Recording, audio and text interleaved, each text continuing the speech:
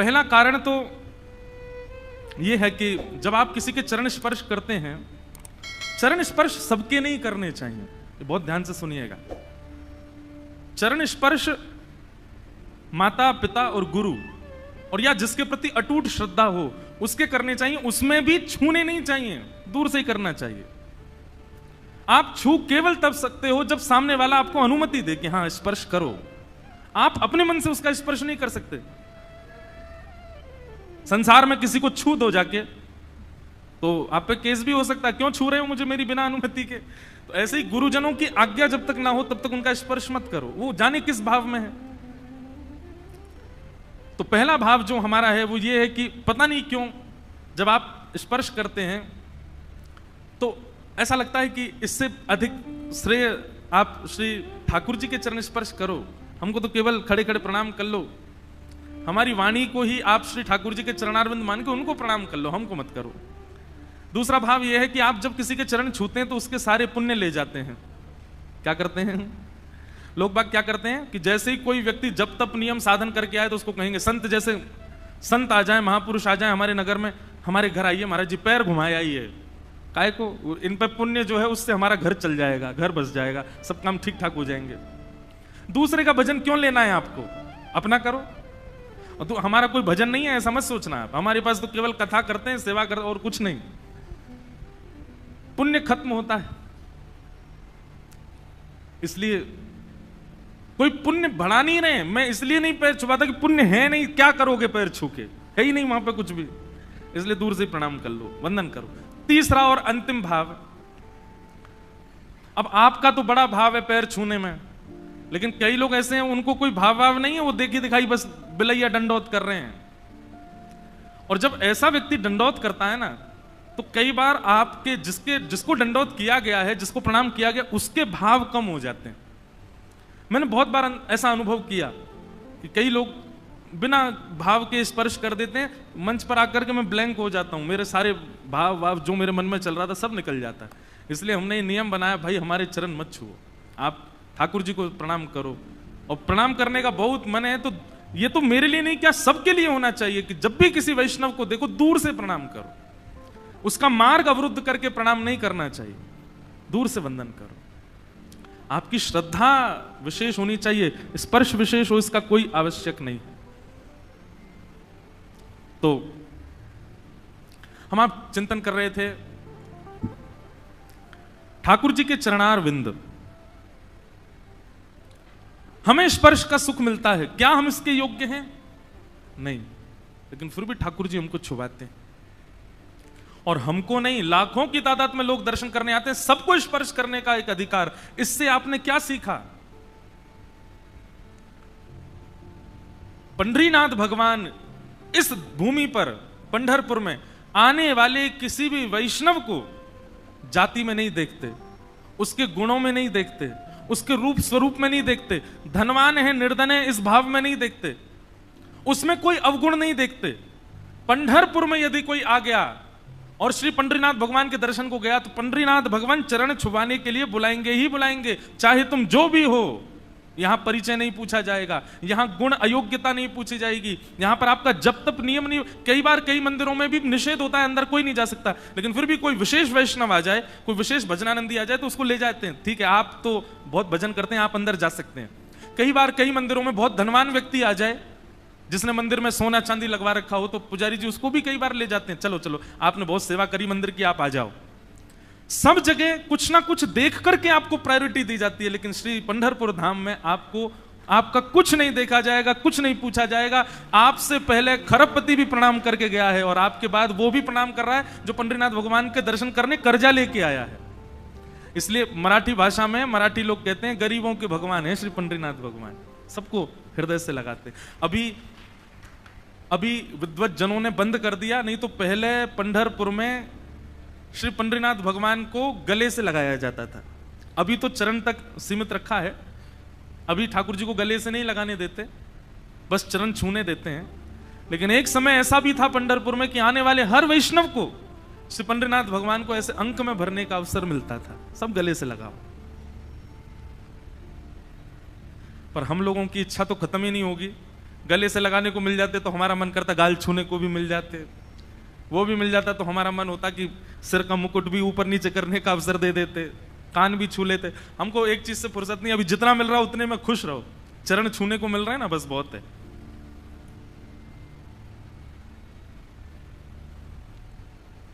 लेकिन हमने क्या सीखा कि पंडरीनाथ भगवान यहां पर दोष नहीं देखते। आप जैसे भी हो आओ, सबको स्वीकार करते हैं श्री पंडरीनाथ भगवान। आप उस समय प्रणाम करते समय यह विचार किया करो कि क्या ठाकुर जी जैसे हम बन सकते हैं कभी।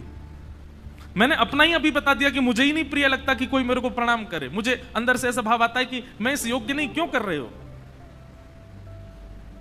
लेकिन ठाकुर जी को देखो, सब प्रणाम करके जाते हैं उनको, सबको स्वीकार करते हैं, सबको अपने चरण प्रदान करते हैं। कितने दयालु नाथ हैं, कितने कृपालु नाथ हैं। ऐसो को उदार जग माही, ऐसा कौन उदार होगा संसार में। इसलिए भैया ठाकुर जी से यदि सीखना है ना, हम तो कहते हैं कि सबसे बड़ा आइडल यदि कोई हो, हमारा इन्फ्लुएंसर यदि कोई हो संसार में, और कोई इन्फ्लुएंस कर ही नहीं सकता आपको, श्री कृष्ण सबसे बड़े इन्फ्लुएंसर है। इनके पास जाओ, इनसे सीखो, इन जैसे लक्षण अपने जीवन में ले आओ। हम ठाकुर जी जैसे पूरे तो नहीं बन सकते, लेकिन 0.1% प्रयास तो करें, ऐसे उदार बन जाओ। मैं कथाओं में कहा करता हूं, किसी व्यक्ति की 100 बुराइयां आपसे की हों, और वही व्यक्ति जिसकी 100 बुराइयां आपने सुनी हैं, वो जब आपके सामने आए तो आप सुनी हुई बुरी बातों से उसको ना देख करके आप अपने भाव से उसमें तब भी सद्गुण देखो, तो आपकी भक्ति समझो कि आप करते हो। ये गुण देखना, ये योग्यताएं देखना, सबको सहज भाव से स्वीकार करना, ये ठाकुर जी सिखाते हैं। जाति पाति भाव आदि ये सब हमको इंसानों ने सिखा दिया, ठाकुर जी नहीं मानते इस बात में।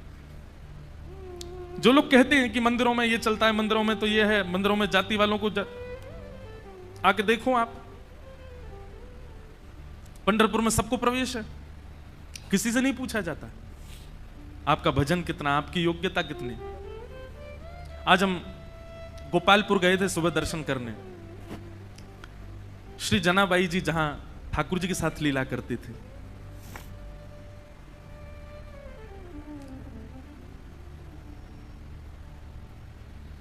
जनाबाई जी का चरित्र बहुत सुंदर है। महाराष्ट्र के किसी भी भक्त का आप चरित्र सुनो, अद्भुत है, एक अलग विलक्षण सुख मिलता है उसमें।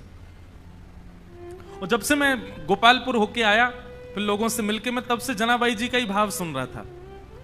अभी तक भी, यहां आने से पहले तक भी श्री जनाबाई जी का ही चरित्र पढ़ रहा था, और पढ़ते पढ़ते बार बार स्मरण कर रहा था उन उन स्थानों का जो जो हम देख करके आए गोपालपुर में। फिर सामने चंद्रभागा जी के तट पर ठाकुर जी के और भगवान श्री कृष्ण के और भगवान श्रीमन नारायण के चरण चिन्ह, चरण पादुका के दर्शन।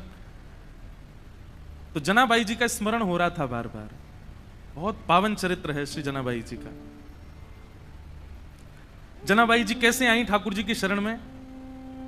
छोटी सी थी जनाबाई, अपने माता पिता के साथ आषाढ़ी एकादशी के दिन आई यहां पर, जिस दिन सबसे ज्यादा भीड़ होती है पंढरपुर में, और पहले से ही सोच करके आई थी कि मुझे वापस घर नहीं आना है। तो पंढरपुर में जब आई तो यहां पर वारी आती है, वारी को क्या बोलेंगे हिंदी में, लोगों के टोले आते हैं भर भर के, और महाराज कीर्तन करते हुए वारियां आई हुई थी। सब नाच रहे हैं, गा रहे हैं, विठल विठल विठला, माजा पांडुरंगा विठला, जय जय राम कृष्ण हरि। पंढरपुर में आते ही नेत्र सजल हो गए। जनाबाई छोटी सी हैं, अभी 7-8 वर्ष की आयु है। मैंने एक दिन कथा में एक बात कही थी, भक्ति 2 लोगों के भीतर प्रकट होती है, या तो उसके जो पूर्व जन्म से करता आया था, कुछ शेष भाव रह गए थे, तो इस जन्म में जन्म से ही उसके अंदर भक्ति आ जाती है। 7-8-6 वर्ष की आयु में ही उसके अंदर भक्ति भाव फूटने लग जाते हैं। या तो उस व्यक्ति के अंदर भक्ति आती है जिसके अंदर पूर्व जन्म से भक्ति भाव हो, या फिर उसके अंदर भक्ति आती है जो घोर नास्तिक हो। 2 ही लोग ही भक्ति भाव में प्रवृत्त होते हैं। जनाबाई आई और यहां भीड़ में अपने माता पिता की उंगली पकड़ करके घूम रही थी, और वारी में जब आगे पीछे लोगों के धक्का मुक्की हुई तो माता पिता का हाथ छूटा नहीं, छोड़ दिया, जानबूझ करके खो गई बड़ी भीड़ में। बालक तो खो करके रोते हैं। जनाबाई नाच रही थी कि हाँ अब अच्छा हुआ, अब मैं अकेली हूं, अब मैं यहीं खो जाऊंगी, माता पिता को मिलूंगी नहीं और सदा के लिए अपने विठोबा के पास रहूंगी, अपने विठ्ठल के पास रहूंगी। माता पिता ने ढूंढने का प्रयास किया, लेकिन जनाबाई मिली नहीं। जनाबाई प्रसन्न हैं क्योंकि उनका परिवार तो श्री पंढरपुरी है ना। एकनाथ जी महाराज अपने एक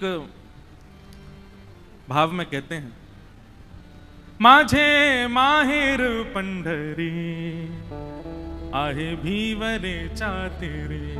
अब देखो मराठी मुझे भी नहीं समझ आती और बहुत लोगों को भी नहीं समझ आती, पर हम जिनके यहां बैठ के खा रहे हैं, जिनका खा रहे हैं, उनको प्रणाम तो करेंगे ना। एकनाथ जी महाराज कहते हैं, मैं अर्थ बताता हुआ बोलूंगा, माझे माहिर पंढरी, माहिर मतलब मेरा तो माय का पंढरपुर है। आहे भीवरी चातेरी, कौन सा पंढरपुर? बोले जो भीमा नदी के तट पर विराजमान है वो पंढरपुर मेरा मायका है। और बाप आई आई, बाप आई आई, माझे विठ्ठले रखुमाई, माझे विठ्ठले रखुमाई, माझे विठ्ठले रखुमाई। मेरे पिता माता कौन है? बाप आई, बोले विठ्ठले रखुमाई। अच्छा यहां पे उल्टा है, यहां पे पिताजी रुक्मणी जी हैं, मैया विठ्ठल भगवान है। पंढरपुर में उल्टा है। माउली कौन है? बोले माउली हमारी मैया कौन है? हमारा ध्यान रखने वाली, भूख लगने पे खिलाने वाली, नींद आने पे सुलाने वाली, हमारा ध्यान रखने कौन है? मैया हमारी। बोले विठ्ठलनाथ हमारी माउली है। और वैसे अर्थ तो यही है कि पिताजी विठ्ठल भगवान, रुक्मणी मैया, लेकिन हम ब्रजवासी ना अपनी बात तो जोड़ेंगे। रुक्मणी जी पिताजी का रोल निभाती हैं, यहां पर मैया का रोल तो श्री पंडरीनाथ भगवान निभाते हैं। बाप आई आई, माझे विठ्ठले रखुमाई, माझे विठ्ठले रखुमाई, माहे माहेर पंढरी, माझे माहेर पंढरी आहे भीवरे चातेरे। माझ बहिण चंद्रभागा, माझ बहिण चंद्रभागा। जो गाएगा उसकी बात सिद्ध होगी। अब मैं कह रहा हूं कि मेरे माता पिता विठ्ठल रखुमाई, तो मेरी बात सिद्ध हो रही है। आप चुपचाप बैठ के सुन रहे हो तो आपकी बात सिद्ध नहीं होगी। गाओ मेरे पीछे, माझ बहिण चंद्रभागा, माझ बहिण चंद्रभागा, करत से पाप भंग, करत से पाप भंग, माझ बहिण चंद्रभागा, माझ बहिण चंद्र। हमारी बहन कौन है? माता पिता तो विठ्ठल रखुमाई है और बहन हमारी कौन है? श्री चंद्रभागा, ये हमारी बहन है। इस बार पंढरपुर में संबंध बना जाओ ताकि बार बार विठ्ठल भगवान बुलाते रहें। बिना संबंध बनाए चले गए। सुनो एक बात, हमारी ये भक्ति भाव के संबंध दुनिया में बनाओ, पर ये पारिवारिक संबंध तो पंढरपुर में बना के जाओ। ठाकुर जी से कह देना, मैया हम जा रहे हैं, अपने अपने काम पे जा रहे हैं, पैसा कमाने जा रहे हैं, बढ़िया अपना व्यापार बड़ा करने जा रहे हैं। और जब पैसा बहुत कमा लेता है बेटा तो माँ खुश होती है ना, हे पंडरीनाथ आप खुश हो जाना। और आप अपनी खुशी कैसे बताना? हमको पंढरपुर बुला के बता देना कि आप बहुत खुश हो। यही भाव चल रहा है जनाबाई के चित्त में। माता पिता बिछुड़ गए, मेला में छूट गए पीछे, लेकिन जनाबाई इस बात से दुखी नहीं है। बोले क्यों? बोले मेरे माता पिता तो विठ्ठल रखुमाई है, मेरी बहन तो चंद्रभागा है। ये सब संत महापुरुष जो उछल उछल करके राम कृष्ण हरि कीर्तन कर रहे हैं, ये सब मेरे भाई बंधु हैं, यही मेरा परिवार है, मैं अब इन्हीं के बीच में रहूंगी। जनाबाई बताओ बिछुड़ने पर प्रसन्न हो रही है, खो गई है मेले में, चंद्रभागा नदी के तट पर बैठी हैं। लेकिन एक दिन, 2 दिन, 3 दिन, 4 दिन बीत गए। बहुत भीड़ होने के कारण जनाबाई को ठाकुर जी का दर्शन नहीं हुआ। मंदिर में प्रवेश करती है, लेकिन सुबह से रात हो जाती है, खड़े खड़े मंदिर में जा ही नहीं पा रही जनाबाई। तब चंद्रभागा के तट पर जाकर के बैठी हैं। और जाकर के अपने हृदय पर हाथ रख के कह रही, अरे मेरे बिठोवा, अरे मेरे बिठू राये, कब मिलोगे? तुम्हारे लिए सब छोड़ करके आ गई मैं। मीराबाई का भाव है ना, भाई छोड़िया बंधु छोड़िया, छोड़िया जग सोई, साधुअन संग बैठ बैठ, साधुअन संग बैठ बैठ, लोक लाज खोई रे, मेरे तो गिरधर गोपाल दूसरो न कोई, दूसरो न कोई। सब छोड़ दिया मैंने विठोबा आपके लिए, और आप हो भीतर बैठे हो बस ऐसे कमर पे हाथ धर के, मुझे दर्शन ही नहीं दे रहे हो। बंधुओं, धाम की कृपा का अनुभव करना हो ना, तो धाम में विराजमान जो छोटे छोटे तीर्थ हैं, जैसे अब पंढरपुर का मुख्य तीर्थ क्या है? पंढरीनाथ भगवान का मंदिर, लेकिन वहां तो सबकी भीड़ लगी है, सबको दर्शन हो जाए सुलभ नहीं। तो जब तक पंढरीनाथ भगवान दर्शन नहीं दे रहे, ये आसपास छोटे छोटे तीर्थ जो है, यहां जा जा करके दर्शन करो। चंद्रभागा जी से प्रणाम करो, गोपालपुर में जाकर के प्रणाम करो, और बाहर पंढरीनाथ भगवान के मंदिर के सामने नीचे चंद्रभागा जी के तट पर पुंडलीक का स्थान है, वहां प्रणाम करो। ये विष्णुपदी जाकर के प्रणाम करो। पंढरपुर की 2-2.5 किलोमीटर की परिक्रमा, वो परिक्रमा कर प्रदक्षिणा करके प्रणाम करो। ये छोटे तीर्थों से प्रणाम करके कहो कि आप पंढरीनाथ जी को कहो ना कि हमको दर्शन दें। मूल और वास्तविक दर्शन की विधा तो यही है। ये छोटे तीर्थ इसीलिए बनाए कि भाई इनको रिझाओ, तो ये अप्रोच लगाएंगे ऊपर की भाई इसको दर्शन दो, तब आपको दर्शन होगा ठाकुर जी का। अब हम तो ज्यादा ही बड़े लोग बन गए ना, वीवीआईपी घुस जाते हैं भीतर, लेकिन मूल उद्देश्य, मूल तरीका तो यही होना चाहिए। छोटे छोटे तीर्थों में जाकर के वंदन करो, उनकी कृपा से ठाकुर जी का दर्शन हो। हमारे वृंदावन में श्री यमुना जी से प्रार्थना करो, ब्रजवासियों से प्रार्थना करो, रज से प्रार्थना करो, तब बिहारी जी का दर्शन होगा। तो जनाबाई बैठी हैं और चंद्रभागा जी के तट पर बैठी बैठी रुदन कर रही हैं कि हे विठोबा कब मिलोगे, हे विठुराय कब मिलोगे। तभी उनके रुदन के स्वर को एक महापुरुष ने सुना, बहुत ध्यान से सुनो। और वो महापुरुष कौन है? श्री नामदेव जी के पिताजी। उन्होंने जब सुना तो कहा, लाली हम तुझे दर्शन कराएंगे, जब तक तू चल हमारे घर ही चल, वहां रह के कुछ खान पान करना, भोजन इत्यादि कर लेना, अच्छा सुख मिलेगा। जनाबाई उनके साथ चली गई घर। वहां पर नामदेव जी महाराज और बड़े बड़े कीर्तनकार कीर्तन कर रहे थे। कीर्तन में बढ़िया मृदंग बज रही है, कांसे बज रहे हैं, बालक सब वारकरी बालक जैसे कीर्तन करते हैं। अब ये सोचो कि नामदेव जी महाराज आदि के समय पर कीर्तन जो होता था उसकी एक बिंदु है ये, वो कीर्तन कैसा रहता होगा। एक जगह वर्णन आता है प्रसंग में, एक बार नामदेव जी का कीर्तन चल रहा था, तो कीर्तन की ध्वनि पंढरीनाथ भगवान को सुनाई देने लगी। तो पंढरीनाथ भगवान रुक्मणी जी से बोले सुनो मेरा मन नहीं लग रहा अब यहां पर। रुक्मणी जी बोली क्या करना है? बोले मैं जा रहा हूं कीर्तन में। बोले इतने लोग जो दर्शन के लिए आ रहे हैं ये? बोले अब इनको आप संभाल लो, लेकिन मुझे बहुत जोर से मन कर रहा है कीर्तन में जाने का, मुझसे रुका ही नहीं जा रहा, मैं जा रहा हूं नामदेव जी के कीर्तन में। रुक्मणी जी बोली आप जाइए, मुझे उसकी कोई परवाह नहीं, उसके लिए मना नहीं, लेकिन आप एक चीज देखिए, नामदेव जी नेत्र बंद करके गा रहे होंगे, वैष्णव उछल उछल करके नृत्य कर रहे होंगे, आप जैसे ही जाओगे पूरी जनता आपके पीछे पड़ जाएगी, कीर्तन में भंग हो जाएगा, आप जाकर के वहां कीर्तन में विक्षेप डाल दोगे। तो एक बार पंढरीनाथ जी रुक गए, बोले अच्छा हाँ सही कह रही हो, फिर तो नहीं जाऊंगा मैं। लेकिन जैसे ही नामदेव जी के ऊंचे ऊंचे स्वर सुनाई दें, विठल भगवान खड़े खड़े कर, मुझसे रुका ही नहीं जा रहा, अब जो होगा देख लूंगा, मैं कोने में खड़ा हो जाऊंगा, लेकिन मुझको जाने दो।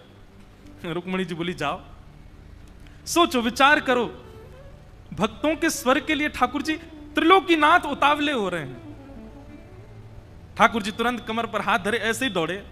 अच्छा कभी कभी एक मन में भाव आ रहा था कि श्री पंढरीनाथ भगवान सारे काम ऐसे ही करते हैं क्या? यहाँ पे दौड़ते भी ऐसे ही होंगे, सोते भी ऐसे ही होंगे, बैठते भी ऐसे ही होंगे, खाते तो होंगे ही नहीं दूसरों से कि तुम खिलाओ, हमारे तो हाथ यूं हैं। पंढरीनाथ भगवान पीतांबरी पहने, गले में सुंदर माला है और ये मुकुट धारण किए, मत्स्याकृत मछली के आकार के कुंडल, और दौड़ रहे हैं नामदेव जी के कीर्तन की ओर। असंख्य भीड़ लगी है। ठाकुर जी ने सोचा कहीं विघ्न ना आ जाए, तो बाहर खड़े हो गए, और जहां से केवल नामदेव जी की झलक दिख रही है, कीर्तन हो रहा है, सब नाच रहे हैं, वहीं से ठाकुर जी देख रहे हैं और देख करके वहीं झूम रहे हैं। इतना आनंद ठाकुर जी को आ रहा है। लेकिन झूमते झूमते झूमते झूमते ठाकुर जी को सुध बुध नहीं रही, और ठाकुर जी तो कोने से भीड़ में आ गए। अब जैसे ही ठाकुर जी आए, लोगों को कस्तूरी की सुगंधी आने लगी, बढ़िया, पीछे मुड़ मुड़ करके देखें साक्षात पंडरीनाथ भगवान खड़े हैं। अब तो महाराज नाचना गाना सब भूल गए, सब मार्ग देने लगे और ठाकुर जी नाचते नाचते भीतर प्रवेश कर रहे हैं। नाचते नाचते ये स्थिति हो गई, इतनी भीड़, कोई पांव छू रहा है, कोई हाथ छू रहा है, स्पर्श करते करते ठाकुर जी की पीतांबरी खींच ली किसी ने और ठाकुर जी के वस्त्र उतरने लगे, लेकिन ठाकुर जी नृत्य नहीं छोड़ रहे हैं, उछल उछल करके नाच रहे हैं। स्थिति ये हुई, आज हरि देखे नंगम नंगा, ठाकुर जी के सबरे वस्त्र खींच खींच के ले गए और ठाकुर जी निर्वस्त्र अवस्था में नृत्य कर रहे हैं नामदेव जी के कीर्तन। नामदेव जी के जब नेत्र खुले और सामने ठाकुर जी को देखा, नेत्र सजल हो गए। जय हो। कभी कभी संशय होता है, नाथ हम आपके भक्त हैं कि आप हमारे भक्त हो। अरे इतना उतावलापन, इतनी उत्सुकता तो किसी भक्त में नहीं होती, वो अपने वस्त्र का भान तो रखता है, आप तो कीर्तन में वस्त्रों का भी भान नहीं रखते नाथ। ऐसे हमारे श्री पंडरीनाथ बड़े दयालु ठाकुर जी। तो जनाबाई जैसे ही पहुंची नामदेव जी के घर, वहां नामदेव जी कीर्तन कर रहे थे, वैष्णव नाच रहे हैं, मृदंग लेकर के करताल बजा रहे हैं। तभी जनाबाई को क्या दिखा कि श्वेत श्वेत वस्त्र, श्वेत श्वेत टोपी पहने, सब वार करी और इनके बीच में एक पीतांबरी पहने और गोल गोल गोल कोई घूम रहा है। जनाबाई 4 दिन से तो दर्शन हुए नहीं थे ठाकुर जी के। गौर से देखा तो महाराज, आहा, सुंदर ते ध्यान उभे विटेवरी, सुंदर ते ध्यान उभे विटेवरी, सुंदर ते। श्री तुकाराम जी कहते हैं, जिनका ध्यान इतना सुंदर है, विठ्ठल पर जो वीट के ऊपर खड़े हैं, आहा, जैसे ही दर्शन किया जनाबाई के तो रोम रोम प्रफुल्लित हो गए, आनंदित हो गए। आहा, साक्षात पंडरीनाथ भगवान नृत्य कर रहे हैं नामदेव जी के कीर्तन में। जनाबाई तो वहीं बैठ गई। अब तो तुकाराम जी के, नामदेव जी के पिताजी ने सबको बोला, ये लाली यहीं रहेगी हमारे घर पर और यहीं इसका खान पान, कोई इसको कुछ नहीं बोलेगा, ये जैसे चाहे वैसे रह सकती है। जनाबाई छोटी सी हैं, पूरे दिन केवल उनको एक ही प्रतीक्षा रहती थी, कब कीर्तन हो, कब विठ्ठल आएंगे, मैं उनका दर्शन करूंगी। और किसी को दर्शन नहीं होते, जनाबाई को होते थे। नामदेव जी कीर्तन करते और जैसे ही विठ्ठल आते, नामदेव जी जनाबाई उछलने लग जाती, विठोबा आ गए, विठोबा आ गए। सब जनाबाई को देखते, छोटी बालिका है ऐसा सोच करके अनसुना कर देते, लेकिन उनको तो प्रत्यक्ष दिखते थे ठाकुर जी। सब लोग दर्शन करने के लिए जाते थे, जनाबाई को कहते थे तुम चलो साथ में। जनाबाई कहती मुझे मंदिर जाने की जरूरत नहीं है। क्यों? बोले शाम को कीर्तन होता है ना, विठ्ठल यहीं आते हैं, मैं यहीं देख लेती हूं उनको। ऐसे करते करते जनाबाई का प्रेम और एक जैसे मित्रता संबंध हो गया श्री ठाकुर जी के साथ में। पूरे दिन सेवा करती और सेवा करने के बाद शाम को बैठ करके ठाकुर जी का चिंतन करती, ठाकुर जी के लिए प्रसाद क्या बनाना है, क्या सिद्ध करना है, सब विचार करती जनाबाई। ठाकुर जी इतने भाव से बुलाती ठाकुर जी को, ठाकुर जी आते थे उनके पास। एक दिन की बात, नामदेव जी ने ऐसा सुंदर कीर्तन किया कि ठाकुर जी और दिन से ज्यादा अधिक नृत्य किए उस दिन। इतना नृत्य किया, इतना नृत्य किया कि जनाबाई जैसे ही कीर्तन पूर्ण हुआ, जनाबाई रोने लगी। कोने में बैठे बैठी रो रही थी। सब लोग सोचने लगे क्या हो गया, पता नहीं छोटी सी बालिका रो रही है। नामदेव जी के पिताजी ने जाकर के कहा, बोले हे जनाबाई तुम रो क्यों रही हो? जनाबाई कहती हैं आज कीर्तन इतना सुंदर हुआ। बोले सुंदर कीर्तन में रोया जाता है? बोले नहीं, मैं इसलिए नहीं रो रही, आज कीर्तन इतना सुंदर हुआ कि पंडरीनाथ आए, विठोबा आए और इतना नृत्य किया, इतना नृत्य किया, मुझे तो मन में पीड़ा हो रही है। वो पूरे दिन खड़े रहते हैं, इतना नृत्य करके गए, कहीं उनके पांव दर्द तो नहीं कर रहे होंगे, कोई उनके पांव दबा रहा होगा कि नहीं, मुझे तो उस बात की बड़ी पीड़ा होती है। आप नामदेव जी से कह देना वो इतना ज्यादा अच्छा कीर्तन ना किया करें, सामान्य कीर्तन किया करें। वो अच्छा कीर्तन करते हैं तो श्री ठाकुर जी उसमें बहुत नाचते हैं, उनको कहीं पीड़ा ना होती हो चरणों में। बंधुओं, ये सब भाव ठाकुर जी आपके जब से प्रसन्न होते हैं, तब से प्रसन्न होते हैं, नियमों से प्रसन्न होते हैं, आपकी विचारधारा भावनाओं सबसे प्रसन्न होते हैं। पर जब ऐसी भावनात्मक बुद्धि आपकी हो जाती है, आप छोटे छोटे भावों में भी चिंतन करने लगते हो, तब ठाकुर जी अति प्रसन्न होते हैं। हमारे गोवर्धन के श्री पंडित गया प्रसाद जी महाराज, अभी की बात 20-25 वर्ष पहले, गिरिराज जी में झाड़ू लगाते थे। कोई कहता बाबा तुम पूरी गिरिराज जी में झाड़ू काहे को लगाओ? तो बाबा ब्रज भाषा में बड़े भाव से बोलते, कहा बताऊं, जे नंद जी को लाला माने नाए, नंगे पाम डोले पूरे ब्रजमंडल में, और नंगे पाम डोल तो गिरिराज जी पे आतो होएगा, तो यहाँ पे ये कंकड़ पत्थर और ये कांटे बाकी पामन में लग जाते होंगे, फिर रोतो रोतो जातो होगो, यशोदा मैया को बताते होगो, या हमारे मेरे मन में तो भाव आवे कि मैं झाड़ू लगाए कि सबरे कंकड़ पत्थर और सबरे कांटे इनको किनारे कर दूं, कहीं नंद जी को लाला आवे तो बाकी पामन में कहीं कोई कठोर वस्तु लग नहीं जाए। और ये बात कहते कहते रोने लग जाते थे। ऐसे भाव। बंधुओं, क्षमा करना, आपका नियम 1 घंटे से 4 घंटे में परिवर्तित हो गया, आपकी साधना 4 घंटे से 1 दिन में परिवर्तित हो गई, आपकी तीर्थ यात्रा हर साल की 4 बार की फिक्स हो गई, इससे ठाकुर जी प्रसन्न नहीं होते। पर आप जब भी नेत्र बंद करते हो, आपके चिंतन में एक भाव, एक प्रेम प्रकट होता है, जैसे अपनों के लिए होता है वैसा प्रेम ठाकुर जी के लिए प्रकट होता है, तो ठाकुर जी प्रसन्न होते हैं। जनाबाई मन में सोच रही है, मेरे पास बिठोवा होते, मेरे पास बिठल होते, घी लेकर के आती, चरणों में मालिश करती, अपने हाथ से चरण दबा देती, मेरो बिठोवा बहुत कष्ट में आ गए होंगे आज तो। और यही बोलती जा रही है, यही बोलती जा रही है। अब सब तो वहां से उठ करके सोने चले गए, लेकिन वो यही चिंतन कर रही हैं, आज विठल के पांव में दर्द हो रहा है, आज मेरे पंडरीनाथ के चरणों में दर्द हो रहा होगा। ये भाव मन में सोच ही रही थी कि इतने में ही पीताम्बरी पहने, कटी पर हाथ धरे, सुंदर श्यामल वर्ण ठाकुर जी का श्री पंडरीनाथ भगवान वहीं प्रकट हो गए, और प्रकट होकर के जनाबाई के सामने बैठ करके पांव आगे पसार दिए। बोले रो क्यों रही हो? तो फिर दबाओ हमारे चरण। आपको अगर लग रहा है कि हमारे पैरों में पीड़ा हो रही है तो दबाओ ना। आहा, जनाबाई, छोटी सी जनाबाई अपने हाथों से ठाकुर जी के चरण दबा रहे हैं।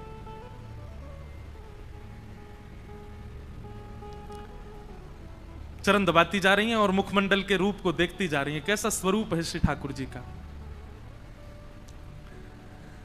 अब छोटी सी बालिका, और क्या कोई वेद मंत्र तो आते नहीं उनको, कोई शास्त्रों की बात तो आती नहीं, ठाकुर जी से पूछें। पैर दबाते दबाते जनाबाई पूछ रही है, भोजन किया आपने? ठाकुर जी बोले हाँ किया। तो क्या पाया? बता दिया जो भी बनता है। अब मंदिर में जो भी बनता, मुझे तो पता नहीं क्या बनाते हैं, मंदिर में जो भी बनता ठाकुर जी बताए। बोले इसकी सब्जी बनी थी, जे चावल बने थे, रोटी बनी थी और पूरन पोली बनी थी, और यही बनती महाराष्ट्र में। और क्या बनता है? पूरन पोली है। और क्या बनता है? अब हमको कोई बना के खिला ही नहीं रहा तो हमको पता कैसे चले? हम तो अपने महाराज संग लेके आए, बेचारे वो रोज दाल चावल रोटी सब्जी बना देते, वही पाले रहे हैं। ठाकुर जी ने बताया, बोले पूरन पोली बनी, ये सब्जी बनी, चावल बने, ये सब पाया मैंने। जनाबाई पैर दबाती दबाती, अच्छा कल क्या पाया था? ठाकुर जी बोले यही पाया था। बोले जो आज पाया वही कल पाया? बोले हाँ यही पाया था। अच्छा तो परसों क्या पाया? ठाकुर जी बोले परसों भी यही पाया था। और 4 दिन पहले क्या पाया था? ठाकुर जी बोले यही बनता है, ये लोग मुझको यही देते हैं और कुछ नहीं देते, इनका फिक्स है, ये वही बनाते हैं, वही खिलाते हैं मेरे को। इनका मंदिरों में नियम थोड़ी बदलता है, जो सब्जी है, जो दाल है, जो वही बनता है, रोज वही खिलाते ठाकुर जी को। जनाबाई बोली आप रोज रोज एक ही भाव खाते हो, मन नहीं भरता आपका? ठाकुर जी बोले भरता तो है, पर ठीक है कोई बात नहीं, भाव से बनाते हैं तो पाता हूं। जनाबाई बोली मैं कुछ नया बना के पवाऊं तो? ठाकुर जी बोले तुम बनाओगी? बोले अभी बना के लाऊं, आप बस बैठो मैं लेके आती हूं। जनाबाई रात में ही गई, महाराज सुंदर रसोई सिद्ध करी, सुंदर नए नए पकवान बनाए, नई नई सामग्री बनाई, और सामग्री बना के थाल में सजा। आधी रात सब सोए हैं पंढरपुर में, और वहां गोपालपुर के ऊपर के स्थान आज हम गए थे तो वहीं के चिंतन आ रहा है। वहां ठाकुर जी बैठे हैं, ठंडी ठंडी हवा चल रही है, और जनाबाई ने लाके थाली सामने रख दी, ठाकुर जी को कहा पाओ। ठाकुर जी पा रहे हैं प्रेम से, वो बड़ा सिर हिला हिला करके चटकारे मार मार करके पा रहे हैं। बोले आहा, आज तो नया नया भोजन मिला है। हाँ जना भाई, तने तो आज आनंद कर दिया, इतना सुंदर भोजन बनाया। बीच बीच में ठाकुर जी इतनी जल्दी खाते हैं कि अपने वस्त्रों पर गिरा देते हैं।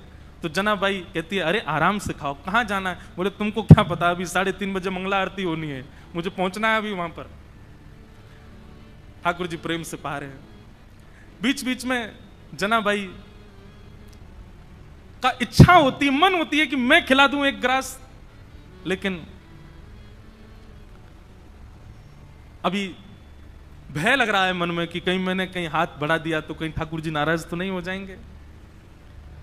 ठाकुर जी ने प्रसाद पाया, बोले जना भाई कल फिर आऊंगा, बढ़िया बना के रखना, कुछ अच्छा फिर पाऊंगा कल, अभी जाता हूं। हाँ, मंगला की समय हो गई। ठाकुर जी दौड़े आए, सीधे महाराज घंटे घड़ियाल बजने लगे और मंगला आरती शुरू। 3:30-4 बजे से ठाकुर जी का अभिषेक होने लगा। 1 दिन, 2 दिन, 3 दिन, 4 दिन, 5 दिन बीत गए। रोज ठाकुर जी रात में चले जाते हैं और प्रसाद पाके आते हैं। रुक्मणी जी आई एक दिन मंदिर में और यहां बस शयन की तैयारी हो रही थी। रुक्मणी जी आकर के बोली, वो भी ऐसी खड़ी हैं, ऐसी बोली होंगी, कहां जाते हो आप रात को? ये इतनी रात को कहां जाते हो आप, सही सी बताना। ठाकुर जी बोले, गोपालपुर जाता हूं, वहां पर एक मेरी भक्त है जना बाई, ये मंदिर में तो रोज एक सा ही बना देते हैं, वहां पे बड़ा नया नया बनाती है, वो खाने में बहुत सुख मिलता है, वहां जाता हूं भोजन करने। रुक्मणी जी बोली, अच्छा इतना अच्छा भोजन बनता है कि रोज जाते हो? बोला हाँ, वो बड़े भाव से बनाती है। रुक्मणी जी बोली, हमको भी ले चलो, हमको भी खिला लाओ। ठाकुर जी बोले, लेके चलूंगा लेकिन खिलाऊंगा नहीं, खाऊंगा तो अकेला मैं। वो छोटी सी है, छोटे छोटे उसके हाथ हैं, वो छोटे छोटे हाथ से थोड़ी सी दाल बनाती है, थोड़ी सी सब्जी बनाती है, एक ही पूरन पूली बना पाती है बेचारी। और तुम चलोगी, तुम्हारा भी पेट मेरा भी पेट, उसको बहुत श्रम हो जाएगा, उसको इतना नहीं बनवाना भोजन।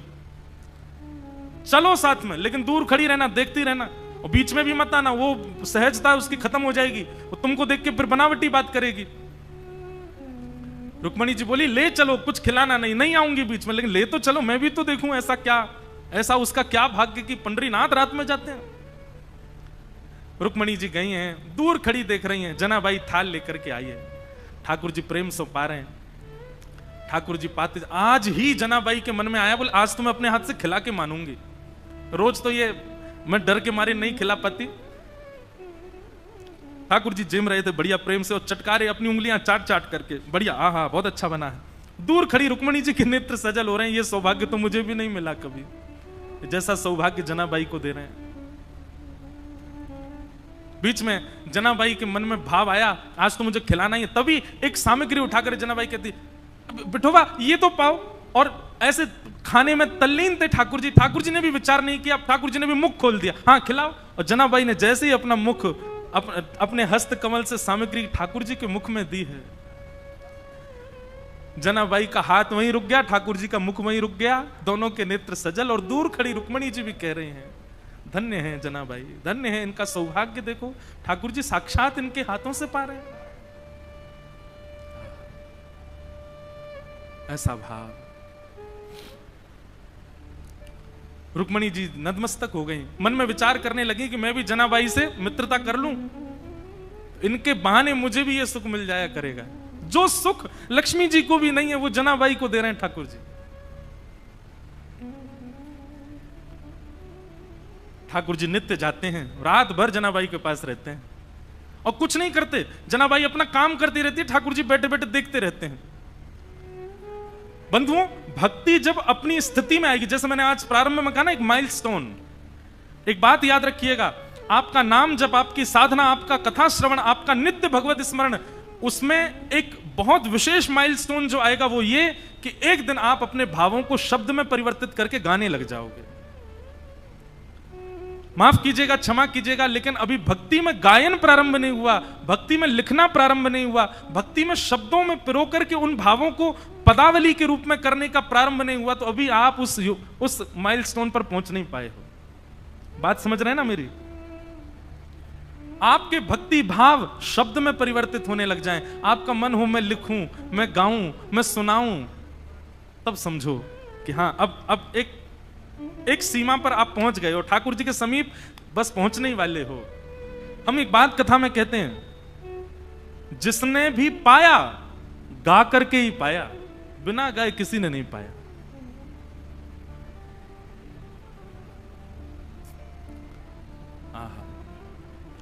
मीराबाई गाती हैं, सूरदास गाते हैं, गोस्वामी तुलसीदास गाते हैं, सबने गाया है। आपका भजन, आपकी साधना जब तक गायन में परिवर्तित ना हो, समझना अभी ठाकुर जी दूर हैं आपसे। प्रयास किया करो, उल्टा सीधा ही लिखा करो, लेकिन अपने भावों को पद में लिखने का। कल हम वृंदावन रसामृत पद गा रहे थे, कोई अपनी योग्यता नहीं बता रहा हूं मैं, क्षमा करना, मैं हूं भी नहीं इस लायक, पर पद गाते गाते अंतिम पंक्ति लिखी हमने ठाकुर जी के लिए, श्री पंडितनाथ। और ये हर बार ही ऐसा होता है। जगन्नाथपुरी गए तो वहां पर भी भल भद्र और सुभद्रा संग विराजे ब्रज के नाथ, रथ आरूढ़ भये नंद नंदन कहलाए जगत के नाथ, वृंदावन प्यारो वृंदावन। द्वारिका में कथा हुई तो वहां के भाव आ गए। वहां का भाव क्या था? विप्रधेनु संतन के कारण रण छोड़ो ब्रजनाथ। क्यों रण छोड़ करके गए ठाकुर जी? क्योंकि जरासंध जो था वो ब्राह्मणों की सेना लेकर के आ गया था, ब्राह्मणों को अनुष्ठान पर बैठा करके आया। ठाकुर जी ने मन में विचार किया, 17 बार तो हरा दिया इसको, लेकिन अब की बार हराया तो ब्राह्मणों का जो अनुष्ठान है वो निष्फल हो जाएगा, ये ब्राह्मणों का वध कर देगा। तो ब्राह्मणों की रक्षा के लिए विप्रधेनु संतन के कारण रण छोड़ो ब्रजनाथ। गोमती तट द्वारवती पधारे। द्वारिका का शास्त्रीय नाम द्वारावती है। क्या है?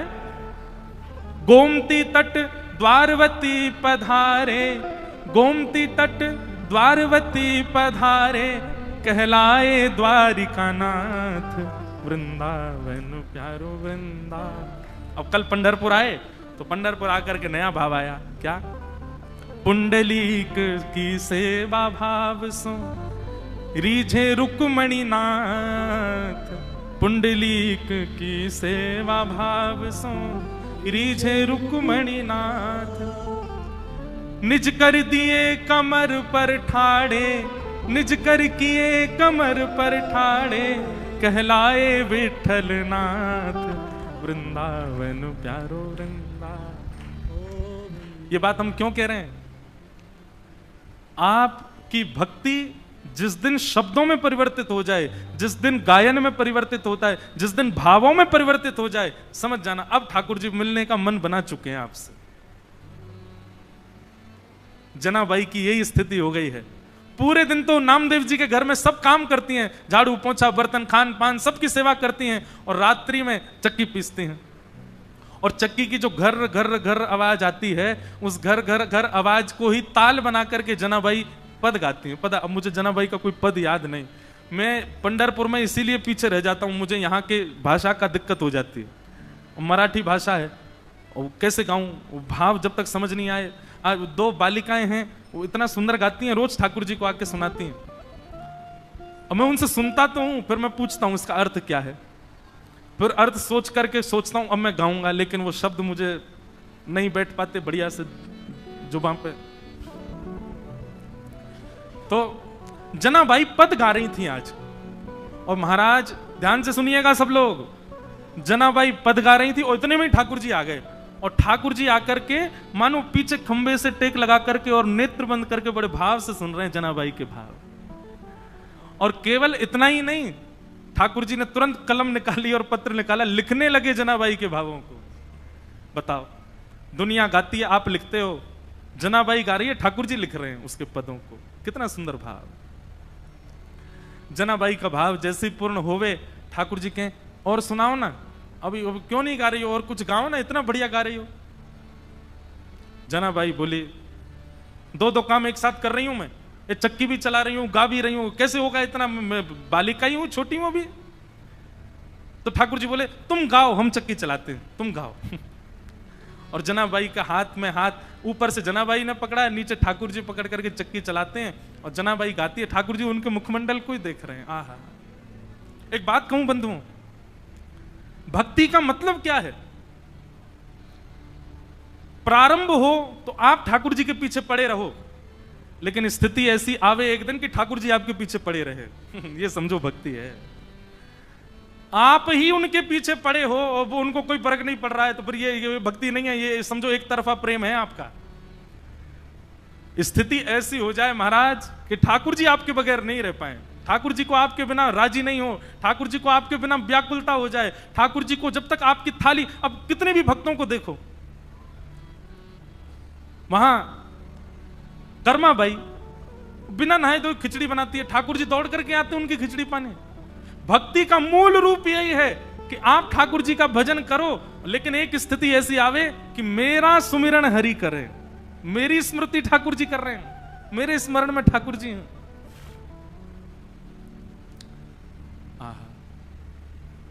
जनाबाई के भाव इतने प्रिय लगने लगे। ठाकुर जी कहें तेरे काम मैं करूं, तू बस गाती रहे। ठाकुर जी चक्की चलाते हैं वहां बैठे बैठे।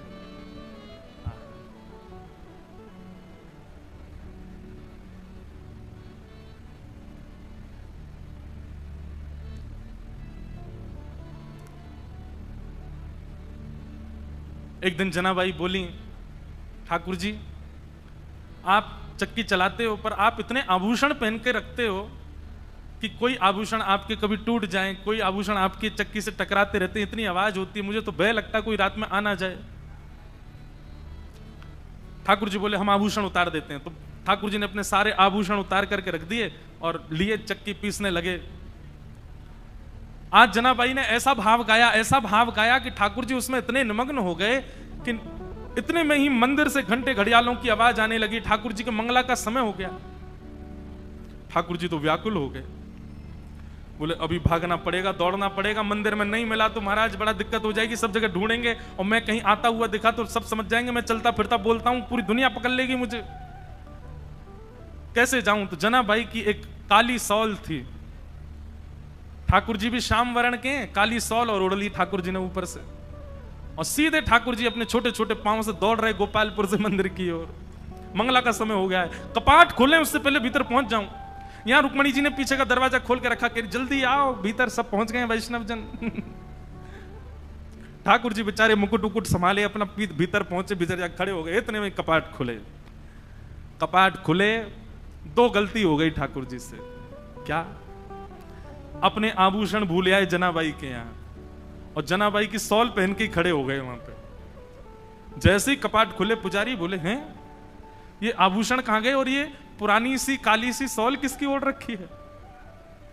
अब तो पहले कपाट खुलते हैं तो आदमी और नेत्र गाड़ करके देखते हैं ठाकुर जी को। सुबह सुबह सबके अपलक नेत्रों से सब ठाकुर जी को देख रहे हैं, और ठाकुर जी के मुख पर संकोच दिखाई दे रहा है। बोले आज तो पकड़े गए हम। इतने में ही पीछे खड़े नामदेव जी की दृष्टि पड़ी, और नामदेव जी बोले ये सौल तो कहीं देखी देखी लग रही है। और नामदेव जी के घर में ही रहती जनाबाई, उनके यहां काम कर रही है बेचारी, सब झाड़ू पोंछा बर्तन सब करती जनाबाई। नामदेव जी के मुख से निकल गया ये तो जनाबाई की सौल है। आहा, ठाकुर जी लीला करके आए हैं जनाबाई के पास। अब ये बात जैसी उन्होंने कई आसपास के लोगों में ये बात सुन ली, उनके भी मन में आ गया कि ठाकुर जी जनाबाई पे कृपा करके आए। पर इतने में ही भीतर से मंदिर से आवाज आने लगी, पुजारी कहने लगे ठाकुर जी के आभूषण चोरी हो गए, किसी ने ठाकुर जी के आभूषण चुरा लिए हैं, ठाकुर जी के आभूषण नहीं मिल रहे हैं। देखो मानव कितना विचित्र है। ये उन मानवों की निंदा नहीं, हम आप सब भी होते तो हम भी यही कहते। नामदेव जी के मुख से निकला कि ये तो जनाबाई की सौल है, तो जिन लोगों ने सुना उन्हीं लोगों ने कह दिया, बोले जनाबाई की सौल है, इसका मतलब जनाबाई ही आई थी और आभूषण चुरा करके भाग गई, सौल भूल गई यहीं पर। जनाबाई ने ठाकुर जी के आभूषण चुरा लिए। सब लोग हाथ में आयुध लिए, हल्ला मचाते हुए, चिल्लाते हुए सब गोपालपुर की ओर गए। सुबह सुबह का समय, ऊपर पहुंचे, जैसे ही वहां जाकर के देखा, जनाबाई कहां है, बाहर आओ। जनाबाई निकल करके आई, क्या बात है, क्यों चिल्ला रहे हैं आप लोग? बोले तुमने ठाकुर जी के आभूषण चुराए। जनाबाई बोली मैं क्यों चुराऊंगी आभूषण। बोले तलाशी दिलाओ।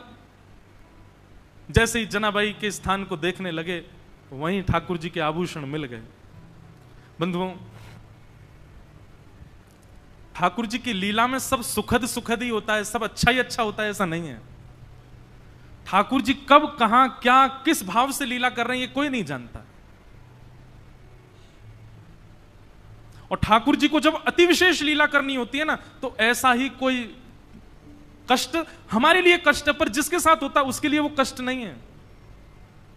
ऐसी कोई भावना प्रकट। जैसे ही आभूषण मिले सबको, जनाबाई को पकड़ लिया सबने, बहुत अशब्द सब उच्चारण करने लगे।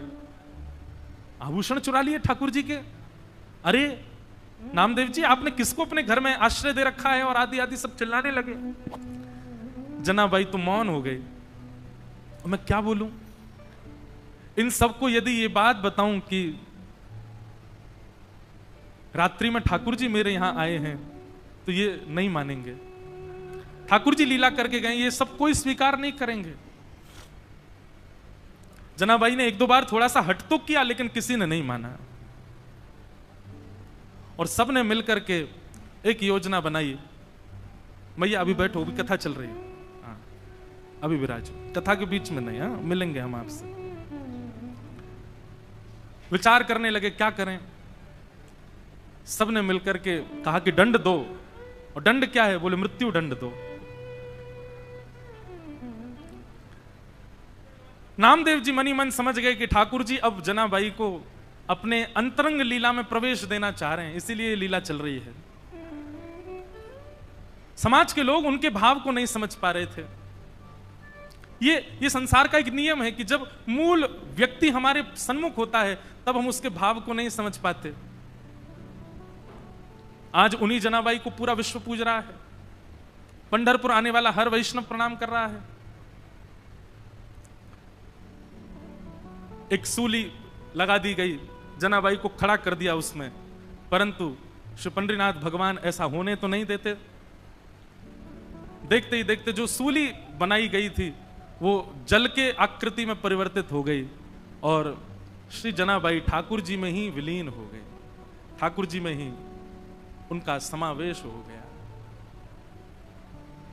सब ढूंढने लगे, खोजने लगे, जनाबाई कहां है, जनाबाई कहां है। कई लोगों को आत्मग्लानि होने लगी, अपने आप को कोसने लगे, हमने क्या किया? एक परम भक्ता वैष्णवी जनाबाई के साथ ऐसा किया। और अब कहां जनाबाई मिलने वाली हैं? वो तो श्री विठल के साथ में है, विठल के अंतरंग भाव में प्रवेश कर गए। ऐसी भक्तिमती जनाबाई, जिनके साथ इतनी लीला, इतनी कृपा श्री पंडरीनाथ भगवान ने की। उनके हाथ का बना हुआ प्रसाद पाते हैं, उनके हाथ के बने हुए सुंदर प्रसाद को उनके हाथ से पाते हैं। वो गाती हैं और पंडरीनाथ भगवान लिखते हैं, वो गाती हैं और पंडरीनाथ भगवान नृत्य करते हैं। ऐसी सी जनाबाई, उनको हम बारंबार वंदन करते हैं। एक भाव मुझे बहुत प्रिय लगता है।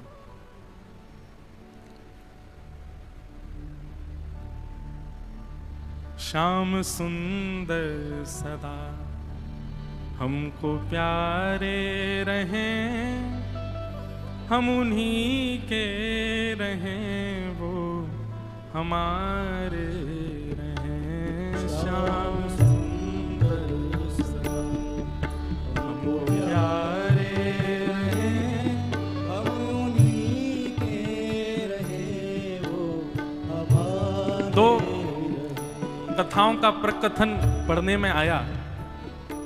एक भाव तो ऐसा बताया जाता है कि वो सूली जो थी वो जल की आकृति में परिवर्तित हो गई और श्री जनाबाई ठाकुर जी में ही विलीन हो गई। एक भाव ऐसा बताया जाता है कि श्री नामदेव जी महाराज ने ठाकुर जी से एक वरदान मांगा अपने भजन का। बहुत ध्यान से सुनिएगा। अपने जीवन भर के भजन का एक वरदान मांगा ठाकुर जी से। पंडरीनाथ भगवान बोले मांगो क्या चाहिए? तब श्री नामदेव जी कहते हैं, बोले पंढरपुर आने वाले हर वैष्णव की चरण रज मेरे माथे पर पड़े नित्य। जब तक पंढरपुर धाम है तब तक यहां आने वाले वैष्णवों की चरण रज मुझको प्राप्त होती रहे, ऐसा वरदान मुझे प्रदान करो। ये वरदान मांगते ही श्री पंडरीनाथ भगवान का जो मुख्य द्वार है, जहां से अभी सबका प्रवेश तो अभी निषेध है, सब घूम के जाते हैं, पर दर्शन अभी भी होता है, आप लोग सब कीजिएगा। वहां स्थान से अपने आप ही पृथ्वी बीच में से अलग हो गई, गहरा गड्ढा हो गया। ठाकुर जी ने मानो आज्ञा कर दी कि नामदेव जी आप वहीं विराजमान हो जाओ। जो भी लोग दर्शन करने आएंगे इन्हीं पहाड़ियों पर चढ़ करके ऊपर आएंगे, इन्हीं सीढ़ियों पर चढ़ करके आएंगे, इन्हीं के नीचे आप विराजमान रहोगे तो सबकी चरण रज आपको स्वतः प्राप्त होती रहेगी। तो श्री नामदेव जी के सहित उनका पूरा परिवार, उनके पुत्र, पुत्र वधू, पत्नी, सब जितने जो भी हैं नामदेव जी के परिवार में, करीब 12-13 लोगों ने, सबने समाधि रिश्तेदारों के सहित, और अंत में जनाबाई भी श्री नामदेव जी के साथ वहीं पर विराजमान हो गए। ऐसी भी कथा पढ़ने में आती है। कितना ऊंचा भाव है। हम जब तक जीवित रहें तब तक वैष्णवों की चरण रज माथे से लगाते रहें, ये तो भाव सबका होता है। पर नामदेव जी तो कहते हैं हमें मुक्ति, भुक्ति, वैकुंठ, स्वर्ग, लोक कुछ नहीं चाहिए नाथ। हे पंडरीनाथ, बस इतनी कृपा कर दो कि आपके दर्शन को आने वाले प्रत्येक वैष्णव के चरण की चिन्ह, चरण की रज हमको प्राप्त हो। और आज भी पंढरपुर मंदिर के जो मुख्य पौड़ी हैं, मुख्य जो सीढ़ियां हैं, वहीं नामदेव जी की समाधि है। बंधु, हमारा प्रेम दूर दूर तक ठाकुर जी के लिए नहीं है। इन वैष्णवों का प्रेम देखो, वैष्णवों के प्रति प्रेम, ठाकुर जी के प्रति प्रेम, लीलाओं के प्रति प्रेम अद्भुत। हम तो बस गा सकते हैं, प्रार्थना कर सकते हैं, क्योंकि ये भाव भी ठाकुर जी की कृपा से ही हमारे चित्त में प्रकट होंगे, हमारे चाहने से प्रकट नहीं हो सकते। श्याम सुंदर सदा हमको प्यारे रहें, हम उन्हीं के रहें, वो हमारे रहें। श्याम सुंदर सदा हमको प्यारे, सब लोग गाओ।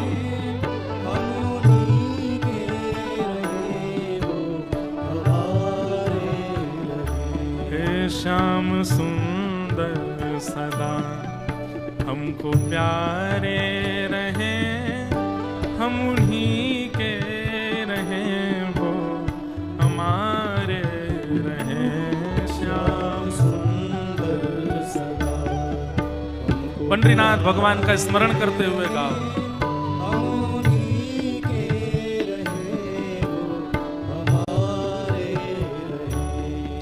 जिस डगर से मुरलिया की धुन आएगी, जिस डगर से मुरलिया की धुन आएगी, जिस डगर से मुरलिया की धुन आएगी, जिस डगर से मुरलिया की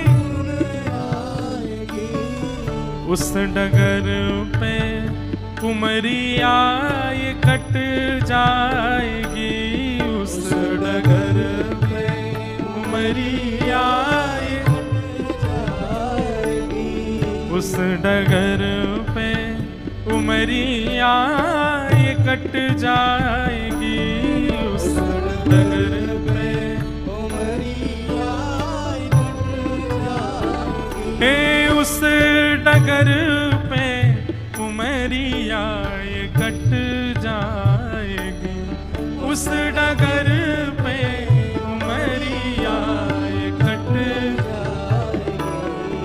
उनकी तस्वीर मन में बसाए रहें, हम उन्हीं के रहें, वो हमारे।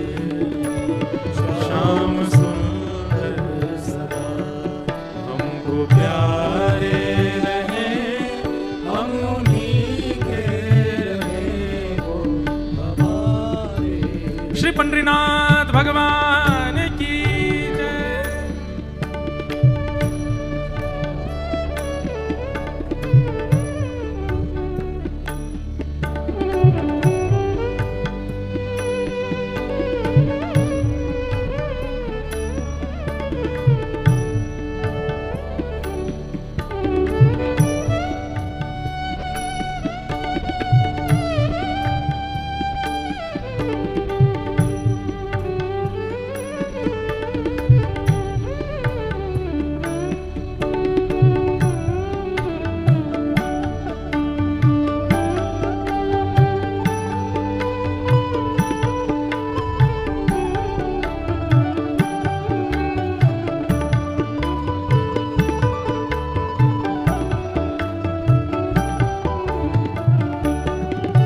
मोह माया की नदिया बही जा रही, मोह माया की नदिया बही जा रही, मोह माया की नदिया बही जा रही, मोह माया की नदिया बही जा रही। मन की ममता को खींचे चली जा रही, मन की ममता को खींचे चली जा रही, हे मन की ममता को खींचे चली जा रही, मन की ममता को खींचे चली जा रही, हे मन की ममता को खींचे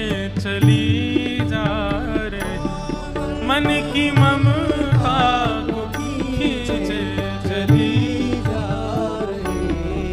हम भंवर में रहे या किनारे रहे, हम उन्हीं के रहे, वो हमारे रहे।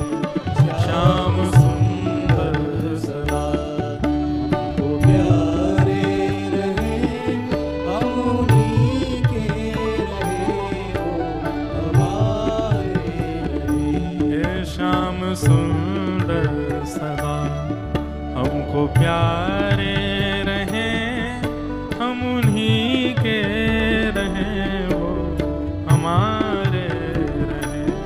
श्याम सुंदर सदा हमको प्यारे रहे, हम उन्हीं के रहे, वो हमारे रहे।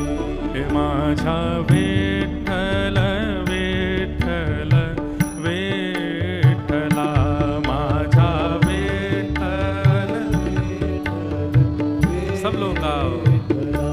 माझा विठ्ठल विठ्ठल विठ्ठला, माझा विठ्ठल विठ्ठल विठ्ठला, हे माझा पांडुरंग पांडुरंग विठ्ठला, माझा पांडुरंग पांडुरंग विठ्ठला, माझा पांडुरंग पांडुरंग विठ्ठला, माझा पांडुरंग पांडुरंग विठ्ठला, माझा विठ्ठल विठ्ठल विठ्ठला, माझा विठ्ठल विठ्ठल विठ्ठला, हे माझा विठ्ठल विठ्ठल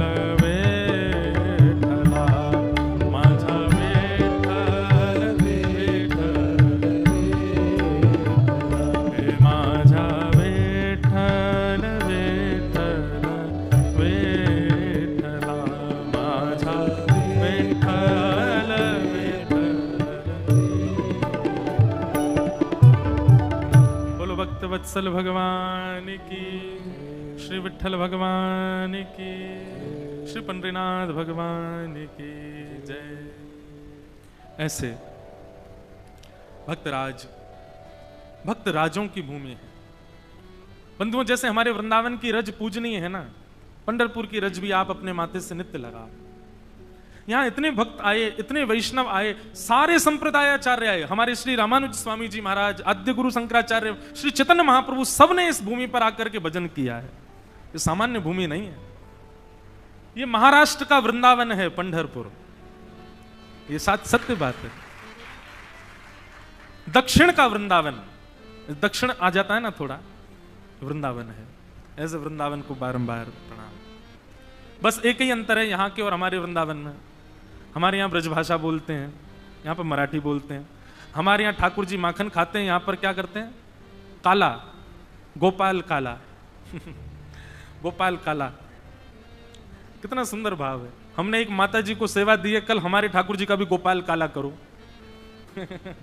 अब यहाँ तो जैसे हमारे यहाँ छाक लीला, ऐसे यहाँ ठाकुर जी की गोपाल काला। सब में बांट करके ठाकुर जी बढ़िया, खीर तो नहीं बोले, क्या बोलते हैं उसको, उसको काला ही बोलते हैं, काला ही बोलते हैं। हमारे यहां मक्खन गोरा, यहां पे काला वो होता काला नहीं है, उसको नाम दिया काला। महाराज वो काला जब होता है तो कहते हैं देवता भी लाइन में खड़े होते हैं कि हमको भी प्रसाद मिले। ठाकुर जी नहीं देते, बोले देवताओं को दो चीज दुर्लभ है, एक तो पंढरपुर का गोपाल काला, दूसरा भागवत की कथा। श्रीमद् भागवती वार्ता सुना नाम अपनी दुर्लभम, देवताओं को दुर्लभ है भागवत की कथा। तो सब देवता ब्रह्मा जी के पास गए, बोले ठाकुर जी गोपाल काला कर रहे हैं। अब ऐसे बोलते हैं गोपाल काला कर रहे हैं तो ऐसा लगता है सबके मुंह पे काली पोत रहे हैं क्या, लेकिन ठाकुर जी वो प्रसाद बांट रहे हैं सब में। ब्रह्मा जी से जाके कहा, बोले कि हमको भी चाहिए प्रसाद। ठाकुर जी ने अपने हाथ से सुंदर भाव निर्मित किया है। ब्रह्मा जी बोले ऐसे तो नहीं देंगे, सुनो चंद्रभागा जी में मछली बन के आ जाओ सबरे, हाथ धोने जाएंगे ना तो थोड़ा बहुत अंश मिलेगा, वो ही पालेंगे। सबरे देवता मछली बन करके आ गए। जैसे ही ठाकुर जी ने अपना हाथ बोरना चाहा धोने के लिए, सो ही ठाकुर जी को दिख गया 4 मुंह वाली मछली। बोले ये तो ब्रह्मा है तभी ठाकुर जी को इंद्र चंद्र सब दिखने लगे नीचे। ठाकुर जी ने जिन जिन को काला खिलाया था सबसे बोले कोई भी हाथ धोना नहीं, जो हाथ में लगा सब चाट जाओ, देवताओं को देना ही नहीं है, ये देवताओं के लिए दुर्लभ है। अच्छा, देवताओं को दुर्लभ है मतलब क्या है इस बात का? ठाकुर जी प्रेम का प्रसाद सबको नहीं देते, ठाकुर जी प्रेम का अंश सबको नहीं देते। आप कितने भी ज्ञानी हो जाओ, धनी हो जाओ, साक्षात देवता बन जाओ, प्रेम का भाव आपके अंश में नहीं आएगा। और क्षमा करना, प्रेम का भाव जिसके अंश में ठाकुर जी देंगे ना, वो लक्ष्मी नहीं रखेगी उसके पास, सांसारिक सुख नहीं रहेगा उसके पास, सब छीन लेते हैं ठाकुर जी। एक बात निश्चित है, लिख लीजिएगा, श्री कृष्ण जिसको स्वयं को प्रदान करेंगे उसका संसार छीन लेंगे। और क्षमा करें, जिसको संसार में सुख मिलता है, जिसको संसार में आनंद आ रहा है, जिसको संसार के विषय भोग भा रहे हैं, वो ठाकुर जी को नहीं पा सकता, ठाकुर जी नहीं मिलेंगे उसको। देवताओं को कहीं ना कहीं अपनी पदवी का तो एक अभिमान रहता है ना, हम देवता हैं, उनके पास पदवी है। ठाकुर जी कहते पदवी वालों को भी प्रेम नहीं मिलेगा, प्रेम तो उनको मिलेगा जो सब त्याग देते हैं मेरे लिए। क्योंकि जिसको स्वयं को दिया है ठाकुर जी, उसको संसार नहीं दे सकते, और जिसके पास संसार है उसको ठाकुर जी स्वयं को नहीं दे सकते। तो ऐसी भैया प्रेम की, भाव की, भक्ति की ये भूमि है पंढरपुर, यहां की रज को प्रणाम। कथाक्रम में हम लोग आगे चलें। कल हमने मंगलाचरण सुना था श्रीमद् भागवत जी का। 88,000 सौनकादि ऋषि नैमिष सारण्य में बैठे हैं। सबको हमारी आवाज आ रही है? सब लोग प्रेम से बोलो, पुंडली कवरद श्री हरि विठल, श्री ज्ञानदेव तुकाराम, श्री पंडरीनाथ भगवान की। ये हम टेस्ट कर रहे थे, हमारे माइक की आवाज आ रही है।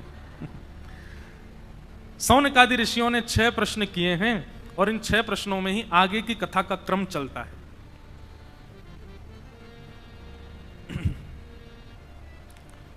छह प्रश्न कौन कौन से हैं?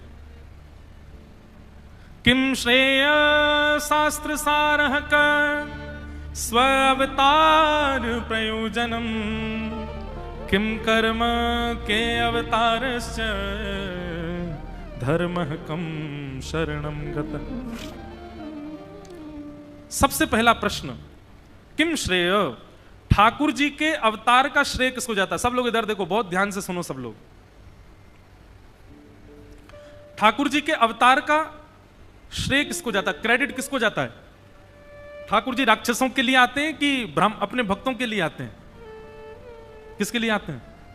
अब ये तो आप सब बोलोगे, पर मैं बताऊं रीजन के साथ, बताओ क्यों, तो नहीं बता पाओगे। अगर ठाकुर जी भक्तों के लिए आते हैं तो फिर रावण को काय को मारा? भक्तों के लिए आते हैं तो कंस वध क्यों किया? भक्तों के लिए आते हैं तो शिशुपाल दंतवक्र को क्यों मारा?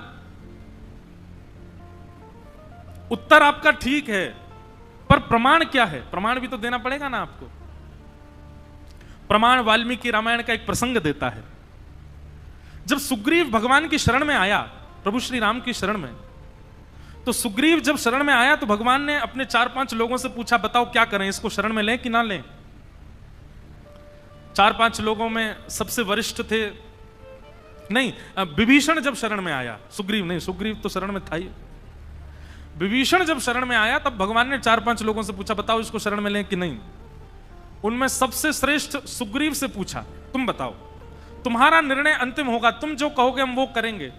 सुग्रीव जी को लगा कि भाई हमारी बात की महिमा है, तो सुग्रीव जी बोले, नाथ हम तो आपसे ये कहना चाहते हैं, राक्षस का भाई है, इसने लंका का पानी पिया है, रावण के घर का अन्न खाया है, कितना भी भक्त क्यों ना हो, इसके मन में कहीं ना कहीं रावण जैसा तत्व तो होगा। तो मेरी मति तो यह कहती है कि आप इसको स्वीकार मत करो, इसको बोल दो कि तू वापस चला जा, हम तुझे स्वीकार नहीं कर सकते। भगवान बोले ठीक है। ठाकुर जी शिविर से बाहर निकल करके आए और विभीषण को उठा करके अपने हृदय से लगा लिया और उसका तिलक आदि करके कहा, अब से तुम हमारे संग ही रहोगे। पीछे खड़ा सुग्रीव मन में विचार करने लगा, तो फिर मुझसे पूछा क्यों था? जब इनको अपने मन की करनी थी, इनको स्वीकार करना ही था, तो फिर मुझसे पूछने का यह बहाना क्यों किया? और सुग्रीव के मन में यह बात आ गई कि अब ठाकुर जी अकेले ढूंढ लें सीता जी को, मैं तो 2-4 दिन में अपनी सेना वेना लेकर के चला जाऊंगा यहां से। जब मेरी बात की कोई महिमा ही नहीं है, मेरी बात की कोई गरिमा नहीं, तो मैं क्यों रहूं इनके साथ? ठाकुर जी तो अंतर्यामी, सब जानते हैं। ठाकुर जी ने तुरंत सुग्रीव की ओर देखा और कहा, क्या सोच रहे हो तुम? नहीं नहीं कुछ नहीं। बोले नहीं, तुम जो सोच रहे हो हमको पता है, तुम अपने मन में यह विचार कर रहे हो कि तुम अपनी सेना लेकर के वापस चले जाओ और मैं अकेला सीता जी को ढूंढ दूं, आदि आदि बात। सुग्रीव भूलो मत, ये सब करने की मुझको आवश्यकता नहीं है। ये सेना इकट्ठी करना, हनुमान जी से कहना ढूंढ के लाओ सीता जी कहां है, क्या मुझे पता नहीं है सीता कहां है? लक्ष्मण जी के आंखों की पलकें जितनी देर में नीचे होती हैं ना, इससे भी कम समय में एक नहीं करोड़ों रावणों को मारने की सामर्थ्य है। यहीं बैठे बैठे चुटकी बजाऊंगा, रावण मर जाएगा। और रावण को मारना तो बहुत दूर की बात, हमारी इच्छा यदि हो जाए तो रावण जैसा राक्षस जन्म ही नहीं ले सकता पृथ्वी पर। मेरी इच्छा से हो रहा है जो कुछ भी हो रहा है, ये तो केवल मानवों को लीला देने के लिए, मानवों को एक सद्मार्ग बताने के लिए, मानवों को प्रेम क्या होता है यह बतलाने के लिए एक लीला कर रहा हूं मैं। तुम इसको यह मत सोचो कि सीता जी की खोज के लिए मुझे तुम्हारी आवश्यकता, चले जाओ यहां से और ले जाओ अपनी सेना सारी। सुग्रीव कान पकड़े, क्षमा करो भगवान, मैं तो भूल गया था। तो क्या सिद्ध किया भगवान ने कि रावण को मारना यह कोई उद्देश्य नहीं है ठाकुर जी का।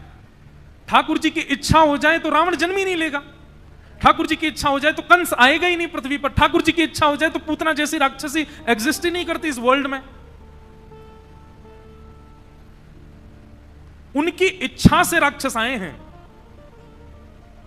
अपनी इच्छा से यदि किसी व्यक्ति को आपने भेजा है, उसके लिए आप थोड़ी कुछ करोगे, वो तो आपकी इच्छा से है। पर ठाकुर जी कहते हैं भक्त जो है ना, ये होते तो मेरी इच्छा से हैं, पर फिर भी इनके जो प्रेम भाव हैं वो इनके अपने होते हैं। वो सुनने में, वो ग्रहण करने में मुझे ज्यादा आनंद आता है। जैसे कर्माबाई थाली भर के लाई खींचड़ो, ऊपर घी की बात की, जिमो मारा शाम घनी, जिमावे बेटी जाट की। आहा, कितना सुंदर भाव। वो कर्माबाई, उसको पता है कि ठाकुर जी का भोग लगाना है, लेकिन उसको ये नहीं पता कि नहा धो के लगाना है, सुंदर वस्त्र पहन के लगाना है, शुद्ध होकर के लगाना है। वो तो केवल भोग लगा रही है ठाकुर जी का। ठाकुर जी के आगे खिचड़ी रख करके गोपाल जी से कह रही है, गोपाल जी जीमो। ठाकुर जी ऐसे ही बैठे हैं। अब कर्माबाई कहती है, क्यों, स्वाद नहीं आ रहा आपको, नमक मिर्च कम पड़ा है? तो ठाकुर जी के आगे बर्तन में से एक उंगली से चाट के देख लेती, बढ़िया तो है, सब कुछ बढ़िया, बिल्कुल बराबर है, क्यों नहीं पा रहे हो फिर? अच्छा, शर्म आ रही है मेरे आगे पाने में, ठीक है मैं चली जाती हूं, फिर पा लेना। कर्माबाई अब दूर खड़ी खड़ी झांक के देख रही है, पाया कि नहीं, आए कि नहीं, थोड़ी आवाज आ रही है कि नहीं। आकर के देखा, अब भी नहीं पाया ठाकुर जी ने। रोने लगी, क्यों नहीं पा रहे आप? मैंने बनाने, बाबूजी पवा के जाते थे तो पाते ही होंगे, तभी तो कह के गए कि आपको पवा के पाना है। मेरे हाथ का बना क्यों नहीं पा रहे? सब भाव प्रकट कर दिए ठाकुर जी के आगे। अंतिम भाव कहती है, कोई बात नहीं, बाबूजी को वापस आन दो। जैसे ही बाबूजी आएंगे तो मैं उनसे कह दूंगी इन गोपाल जी को मंदिर में दे आओ, दूसरे गोपाल जी ले आओ। क्यों, ये मेरे हाथ का बना पाती नहीं? और सुनो गोपाल जी, आप अगर मेरे हाथ की बनी खिचड़ी नहीं पाओगे तो घाटा आपका ही है। ये मोटे मोटे गाल, ये मोटे मोटे हाथ जो तुम्हारे फूल रहे ना, सब पिचक जाएंगे, ब्याह नहीं होगा आपका। अब ये भाव ठाकुर जी प्रकट नहीं करते, ये भाव भक्त का होता, और यही ठाकुर जी को चाहिए। बंधुओं, ठाकुर जी के पास सब कुछ है, पर एक भक्त का जो चित्त होता है ना, निर्मल चित्त, भाव में प्रेम से ओतप्रोत चित्त, वो ठाकुर जी को प्रिय लगता है, वो चाहिए ठाकुर जी को।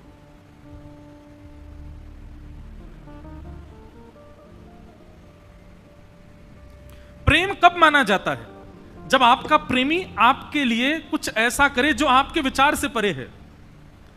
पहले क्या होता था, सरप्राइज देते थे, माँ से प्रेम करते हैं तो माँ का जन्मदिन, उनके लिए केक ले आए, उनके लिए गुब्बारे फोड़ दिए, रात में माँ सो गई थी उसको पता ही नहीं और हमने पूरी व्यवस्था कर दी, माँ सुबह उठ करके देखेगी तो फिर चौंक जाएगी। ये प्रेमी का स्वरूप होता है कि आप प्रेमी की सोच से परे काम करो। पर अब वो पुराना हो चुका है फैशन, अभी भी लोग यही करते हैं, अभी भी रात में यही करने लग जाते हैं। अब तो ये पुराना, अब तो सही बताओ तो जन्मदिन वाले उसको पता होता है कि 12 बजे सब आएंगे, उसको पहले ही पता होता है। अब सरप्राइज नाम की चीज नहीं रह गई, कुछ नया करो। प्रेम में नवीन, मैं एक बात कहता हूं, आप लोगों को अच्छी लगे तो इसको ध्यान रखिएगा। आपकी भक्ति कैसी है ये बड़ी बात नहीं, पर भक्ति का प्रस्तुतिकरण कैसा है। समोसा रोड पे खड़े होने वाले व्यक्ति से, वो जो ठेला होता है वहां से खाओ, कितने रुपए का मिलेगा? 10 रुपए का। वही समोसा 5 स्टार होटल में खाओ, कितने का मिलेगा? 500 रुपए का। क्यों? जबकि ठेले वाले के में ज्यादा स्वाद होता है, तो फिर भी आदमी 5 स्टार होटल में ही क्यों पाता? प्रस्तुतिकरण, ऑफरिंग, उसका जो आपके सामने उसका जो उसकी जो मतलब उसको जो ऑफर करने का तरीका है वो महंगा होता है। खिचड़ी आज कितने लोग अपने घर में बना रहे हैं, पर प्रस्तुतिकरण कर्माबाई का श्रेष्ठ है। भाव प्रेम सबसे ओतप्रोत है।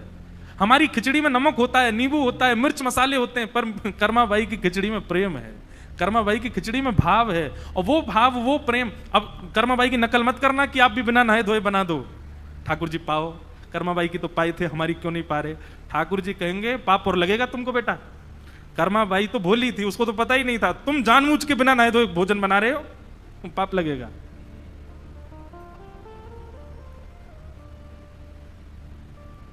मुझे एक संस्मरण याद आया। हमारी 3 बड़ी बहनें, एक बहन आज आई हैं यहां पे बैठी हैं। उनके लाला की बात है, वो जब छोटा था तो वो क्या कर, एक संस्मरण, इधर देखो, ढूंढो मत, मिलेंगी नहीं। तो उनके लाला की बात है कि वो क्या है कि ऐसे रोटी में मक्खन लगा के अपने लाला को खिलाती हैं। जब छोटा था, अब तो बड़ा हो गया, वो नहीं खाता था तो उसके कान पकड़ती थी, उसको ऐसे पीट देती थी।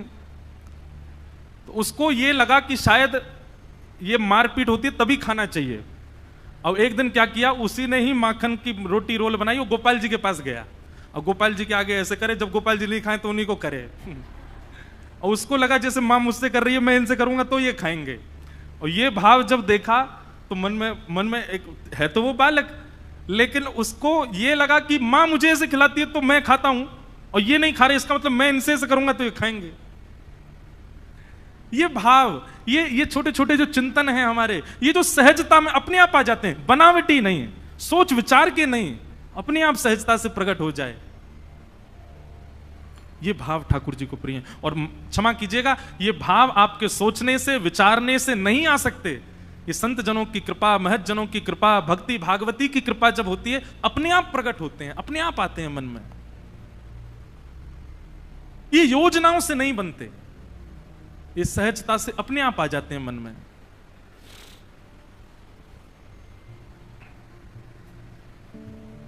आहा। तो ठाकुर जी के जन्म का श्रेय किसको जाता है? पहला प्रश्न। राक्षसों के लिए आते हैं कि भक्तों के लिए आते हैं? किम श्रेय। दूसरा, हमारे इतने सारे शास्त्र हैं, इन शास्त्रों का सार क्या है? तीसरा प्रश्न, स्व अवतार प्रयोजनम, भगवान के अवतार का प्रयोजन क्या है?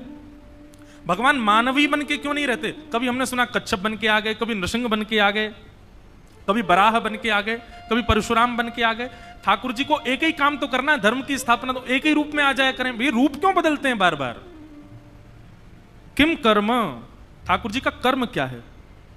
चौथा प्रश्न। और पांचवा प्रश्न, के अवतारश्च, भगवान के अवतार कितने? बहुत बड़ा कंफ्यूजन है, 10 अवतार, 24 अवतार, कितने अवतार हैं?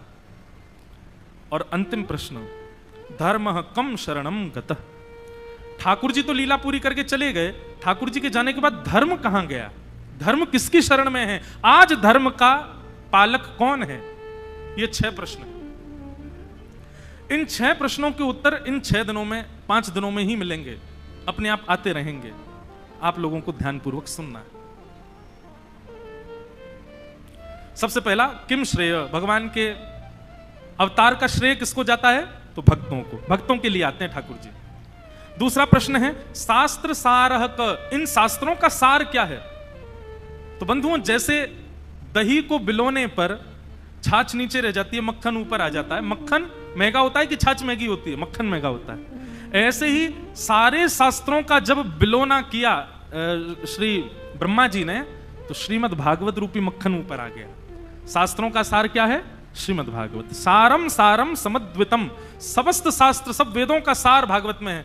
आप तो 7 दिन में सुन रहे हो, हम 1 महीना की कथा सुना के आए इसी महाराष्ट्र में, नासिक में। 1 महीना में पता है कहां तक पहुंची कथा? प्रहलाद चरित्र। अभी वो महाराज जी मुझको कह रहे हैं 4 महीना की कथा सुनाओ। महाराज जी की आज्ञा है, एक बार चातुर्मास कथा सुनाओ। और मैं सुनाऊंगा, कभी तो सुनाऊंगा, जीवन में एक बार तो चातुर्मास कथा तो करनी है, लगातार 4 महीने एक ही स्थान पर। अब कब करेंगे ये तो ठाकुर जी जाने। पर एक बात कहूं, 1 मास कथा, चातुर्मास कथा, ये कोई बड़ी बात नहीं है। जैसे आजीवन एक वो होती है ना, एक स्थिति होती है, एक सजा सुनाई जाती है, पर सजा नहीं। हमको अगर कोई वरदान कहते आजीवन एक ही जगह बैठ के पूरी भागवत कर दो, तो शायद ऐसा लगता है कि अंतिम श्वास आ जाएगी, लेकिन श्रीमद् भागवत पूरी नहीं हो पाएंगे, इतनी विस्तृत है। हमारे पूज्य पिताजी महाराज 1500 से ज्यादा कथाएं कर चुके अब तक। अपने जीवन के 50वें वर्ष में है वो कथा जगत में। आयु तो उनकी हो गई 63, 64, पर अपने जीवन के 50 वर्ष कथा को दे चुके। 50वां वर्ष चल रहा है पिताजी का, अगले वर्ष उत्सव है, 50 वर्ष पूर्ण हो रहे हैं पिताजी को कथा करते हुए। आज भी कहते हैं कि हर कथा में एक भाव तो नया आता ही है, हर कथा में एक भाव तो ऐसा लगता है तो पहले से नवीन है। ऐसी है भागवत की कथा। तो समस्त शास्त्रों का सार क्या है? श्रीमद् भागवत की कथा। स्व अवतार प्रयोजनम, भगवान के अवतार के प्रयोजन क्या है? अलग अलग रूप में कैसे आते हैं भगवान? देखो, ठाकुर जी तो एक ही रूप में आते हैं, पर जा की रही भावना जैसी, प्रभु मूरत देखी तिन तैसी। एक आपको रहस्य की बात बताऊं, बहुत ध्यान से सुनो। हमारे श्री कृष्ण जब तक वृंदावन में रहे तब तक 2 भुजाओं में ही थे, लेकिन जैसे ही ठाकुर जी ने कंस का वध किया, और कंस का वध करने के बाद जब भगवान अपनी मैया से मिले, देवकी मैया से जब मिले, तो देवकी मैया के आग्रह पर, क्योंकि मैया ने जब ठाकुर जी को जन्म दिया, ठाकुर जी की 4 भुजा थीं, तमद्भुतम बालकमंबुजक्षणम चतुर्भुजम शंख गदायुधायुधम श्रीवत्स लक्ष्मम गलसौभ कौस्तुभम पीतांबरम सांद्र पयोद सौभगम। देवकी मैया ने जिन लाला को जन्म दिया वो 4 भुजा वाले ठाकुर जी हैं। तो देवकी मैया के आग्रह पर द्वारिका में ठाकुर जी चतुर्भुजी रहे, क्योंकि देवकी मैया के हृदय में ठाकुर जी चतुर्भुज रूप हैं। इसलिए द्वारिका में आज भी दर्शन करो, चतुर्भुज रूप में है ठाकुर जी। और ऐसा हमारे संतजन प्रमाण देते हैं कि द्वारिका लीला में ठाकुर जी 4 भुजा में ही रहते हैं। क्यों? बोले देवकी नंदन ठाकुर जी हैं, और वृंदावन में यशोदा नंदन ठाकुर जी 2 भुजा वाले। जिसकी जैसी भावना होती ठाकुर जी वैसा श्रृंगार करते हैं, अपना निज कोई श्रृंगार नहीं ठाकुर जी का। अब यहां पंढरपुर में ये पुंडलीक के हृदय के ठाकुर जी, पुंडलीक ने कहा है प्रतीक्षात्मक रूप में, ईंट खिसका दी, बोले इस पर खड़े हो जाओ। तो ठाकुर जी पुंडलीक के लिए, चतुर्भुज रूपधारी ठाकुर जी दोनों भुजाओं को कमर पर धारण करके पुंडलीक के भाव से खड़े, प्रतीक्षा में खड़े। बद्रीनाथ चले जाओ, वहां ठाकुर जी समाधिस्थ भाषा, समाधिस्थ रूप में खड़े हैं। सब जगह ठाकुर जी भक्तों के भाव से हैं, अपना निजी कोई स्वरूप नहीं है ठाकुर जी का। जैसे भक्त का भाव वैसे ठाकुर जी। वृंदावन में एक मंदिर ऐसा है, सावधानी से सुनना, वृंदावन में एक स्थान ऐसा है जहां पर किशोरी जी ठाकुर जी के श्रृंगार में खड़ी हैं और ठाकुर जी किशोरी जी के श्रृंगार में। मतलब किशोरी जी हमारी श्री राधा रानी तो मुकुट पहन करके, हाथ में वंशी लेकर के और पीतांबरी पहन करके खड़ी हैं, और ठाकुर जी नथनी लेकर के, सिर पर चुनरी ओढ़ करके, घाघरो पहन के किशोरी जी बन के खड़े हैं। ठाकुर जी को नाम है गोरी लाल। क्या नाम है? गोरेलाल, गोरेलाल बिहारी जी। तो गोरेलाल मतलब क्या है?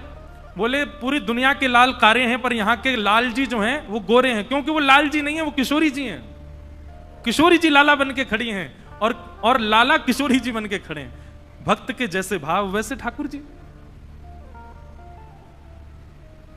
तो स्व अवतार प्रयोजनम, भगवान के स्वयं के अवतार का कोई स्वरूप नहीं है।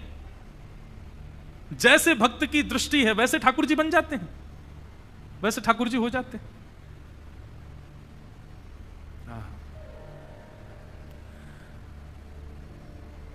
एक कथा में सुनाया करता हूं, उड़ीसा में एक ठाकुर जी हैं टोटा गोपीनाथ। कौन से? टोटा गोपीनाथ। बड़ी मधुर कथा है। उनके अर्चक जो थे सेवा करते, ठाकुर जी ऐसे ही खड़े थे त्रिभंग लली, लेकिन एक समय आने पर अति वृद्ध हो गए और उनको एक विरह हुआ अपने गुरुदेव का। तो विरह में रुदन के कारण, धीरे धीरे वृद्धावस्था होने के कारण उनकी कमर झुक गई, जो सेवक थे उनकी। अब वो सेवा करने जब ठाकुर जी के पास जाते तो कमर झुक गई थी, तो हाथ मुंह पे नहीं पहुंचता था उनका। चंदन वंदन लगाते तो गाल पे ही लग जाता, होठों पे ही लग जाता। तो उन अर्चक ने क्या किया, बोले मेरा हाथ तो पहुंचता नहीं, दूसरा पुजारी रख दिया मंदिर में। ठाकुर जी स्वप्न में आ गए, बोले कोई और छुएगा नहीं मुझे, तुम ही सेवा करो। बोले नाथ मेरा तो हाथ ही नहीं पहुंचता ऊपर। बोले कल आओ मंदिर में, पहुंचेगा हाथ तुम्हारा।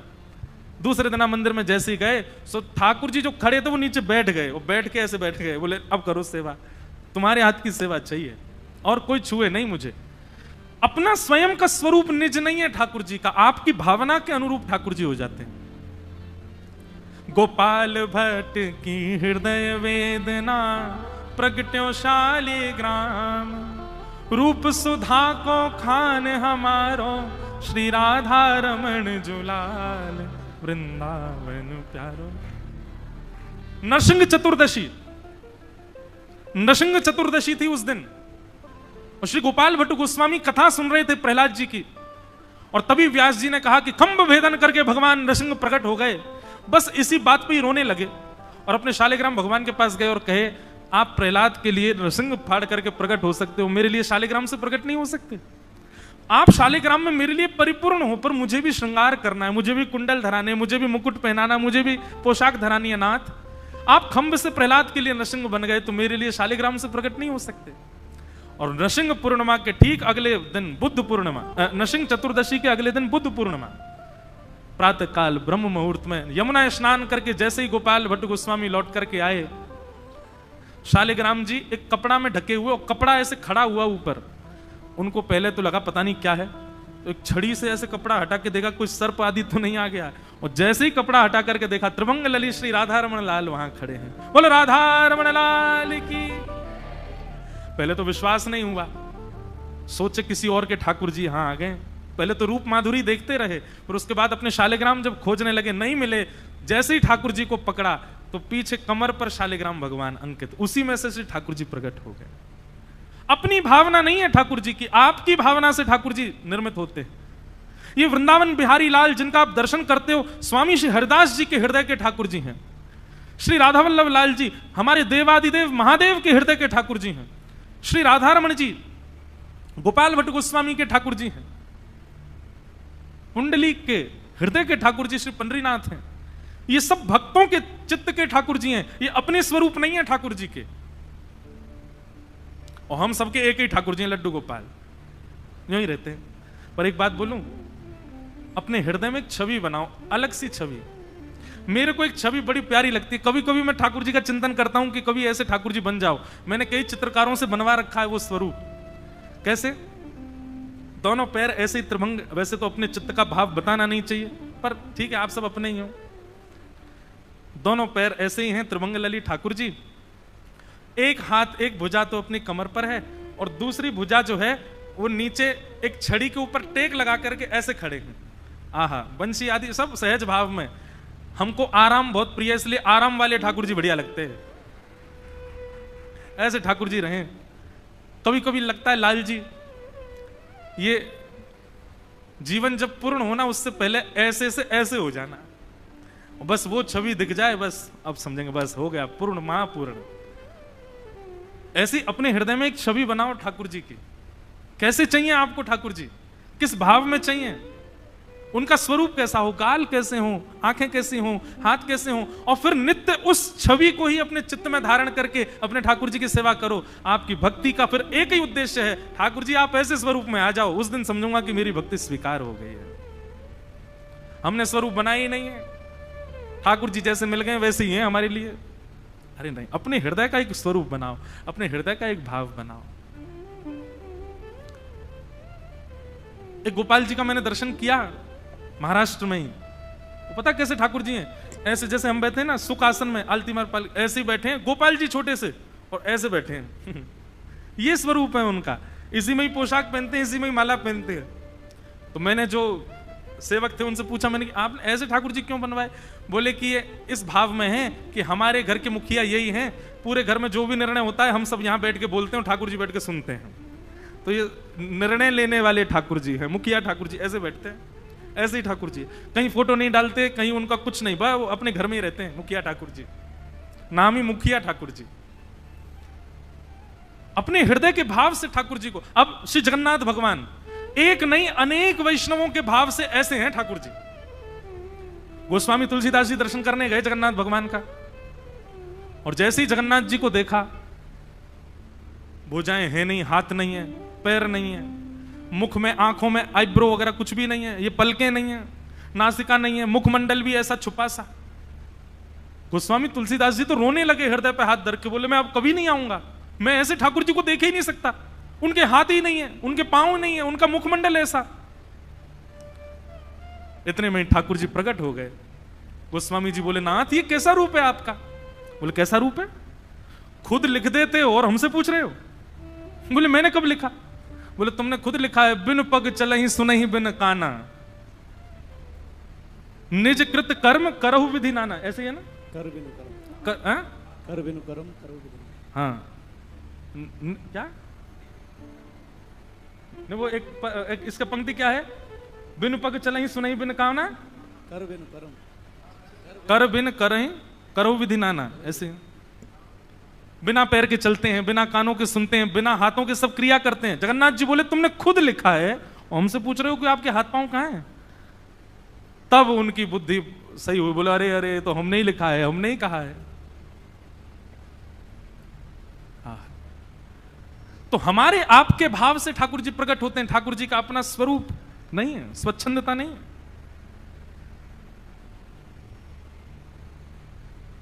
कौन से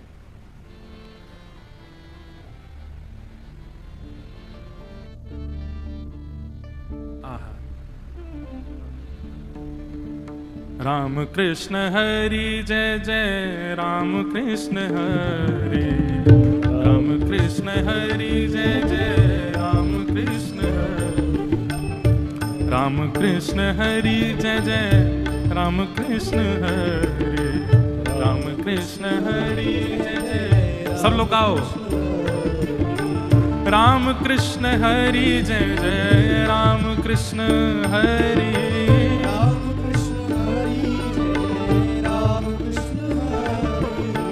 राम कृष्ण हरि जय जय राम कृष्ण हरि, राम कृष्ण हरि जय जय राम कृष्ण हरि, राम कृष्ण हरि जय जय राम कृष्ण हरि, राम कृष्ण हरि जय जय राम कृष्ण हरि, राम कृष्ण हरि जय जय राम कृष्ण हरि, राम कृष्ण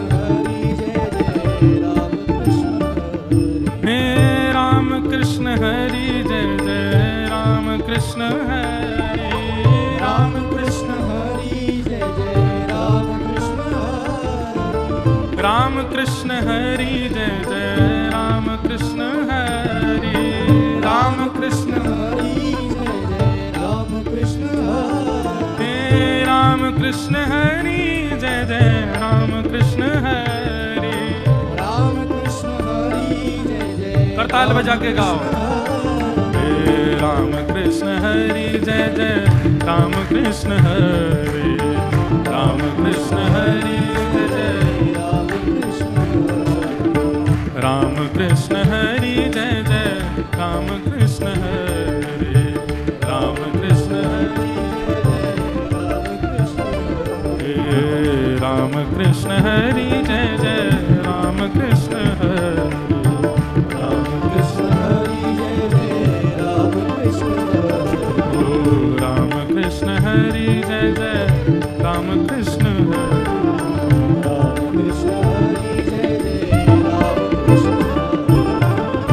बोला पुंडलीक वरद हरि विठल श्री ज्ञानदेव तुकाराम श्री पंडरीनाथ भगवान की। आज हम सबका परम सौभाग्य है, आज माइलस्टोन ही मिलते जा रहे हैं हमको एक के बाद एक। हरि भक्त परायण संत श्री नामदेव जी महाराज के वंशज, उनकी वंश परंपरा में ही हरि भक्त परायण श्री माधव महाराज नामदास जी हमारे बीच पधारे, उनको बारंबार प्रणाम। जिन नामदेव जी का हम चरित्र सुन रहे हैं उन्हीं के ही वंशज आज कथा में पधारे हैं, आपको बारंबार प्रणाम। हरि भक्त परायण संत श्री तुकाराम जी महाराज के वंशज भी हमारे मध्य में आज पधारे हैं। हरि भक्त परायण श्री बाला साहेब महाराज देहुकर, जो कि श्री तुकाराम जी महाराज संत श्री तुकाराम जी महाराज जी के वंशज हैं, वे भी हमारे मध्य पधारे हैं। आपके भी श्री चरणों में बारंबार प्रणाम। ऐसी हमारी आज योग्यता तो नहीं कि हम श्री साक्षात नामदेव जी और श्री तुकाराम जी का दर्शन कर सकते हैं, पर उनकी वंश परंपरा के उनके ही वंशज हमारे मध्य में आ जाएं, जिनके भावों पर श्री पंडरीनाथ भगवान ठुमक ठुमक करके नृत्य करते थे। ऐसे भक्तराज श्री नामदेव जी श्री तुकाराम जी महाराज, मानो आपके रूप में वे ही दोनों यहां आए हैं। दोनों ने सोचो कि चलो भैया कथा है रही, चलो हमारे, अच्छा देखो आप दोनों नामदेव जी और तुकाराम जी के वंशज और हम श्री पंडरीनाथ भगवान के गांव के हैं। ये पंडरीनाथ भगवान वृंदावन के और हम वृंदावनवासी ब्रजवासी। तो आज सब पूर्वजों के प्रेम के भाव से इतने वर्ष बाद भी ये मिलन हुआ है। हम ठाकुर जी के पक्ष से आए, आप भक्तों के पक्ष से आए, ये मिलन देख करके खूब आनंद है। और संभवतः जो पंढरपुर के कौन से पधारे हैं ना, पंढरपुर में बंधु श्री चेतन महाप्रभु भी यहाँ पधारे। कल हम कथा सुनाएंगे श्री चेतन महाप्रभु कैसे यहाँ विराजे। श्री नित्यानंद महाप्रभु भी यहाँ आए। सबने आकर के इस रज को पावन किया, इस भूमि को पावन किया हमारे आपके लिए। वे तो आए अपने उद्देश्य अपने दर्शन के भाव से, पर उनके आगमन से यहाँ की रज पवित्र हो गई। ऐसे पंढरपुर इस्कॉन के भी हमारे वैष्णव भक्त वृंद पधारे, उनको भी बारंबार प्रणाम। आज इस्कॉन की भी एक बहुत बड़ी भूमिका है पूरे विश्व भर में कृष्ण भक्ति को स्थापित करने के। हमारे भक्ति वेदांत स्वामी, ऐसी भक्ति वेदांत स्वामी प्रभुपाद जी के मंगल सुसंकल्प से ये पूरा विश्व कृष्ण भक्ति के रस में ओतप्रोत हो रहा है। ऐसे इस्कॉन से पधारे आपको बारंबार वंदन करते हैं। तो हम लोग पुनः भाव में चलें। भगवान का अपना कोई स्वच्छंद श्रृंगार नहीं है। ठाकुर जी का भाव नहीं है कि मुझे ऐसे ही रहना है, ठाकुर जी का भाव नहीं कि मुझे ऐसे ही रहना है, ठाकुर जी का भाव नहीं कि मुझे ऐसे ही रहना है। ठाकुर जी कहते हैं तुम भाव करो, मैं श्रृंगार करूंगा, आप जैसे चाहोगे मैं वैसे हो जाऊंगा। हम क्यों नहीं होते फिर ऐसे? ठाकुर जी भी तो चाहते हैं हमको देखना जैसे वो चाहें, हम क्यों नहीं स्वीकार करते उनके दिए गए सब भावों को? जीवन में सुख बहुत आ जाए तो समझा करो कि ठाकुर जी मुझे देखना चाहते हैं, बढ़िया गोल्ड की चैन पहन के चलूं, हाथ में हीरा की अंगूठी पहन के चलूं, मर्सिडीज में घूमूं। ठाकुर जी देखना चाह रहे हैं तो घूमो। लेकिन कभी ठाकुर जी अगर ये भी देखना चाह रहे हैं कि आज मैं देखना चाहता हूं तो बिल्कुल कंगला हो जा, उसको भी स्वीकार करो। शायद ठाकुर जी को मेरा यही स्वरूप प्रिय होगा, अभी ठाकुर जी को यही देखने में सुख मिल रहा होगा, उसको स्वीकार करो। मैं एक बात कहता हूं, हमारे जीवन में आने वाला हर क्षण, एवरी सेकंड वो ठाकुर जी के द्वारा दिया गया प्रसाद है।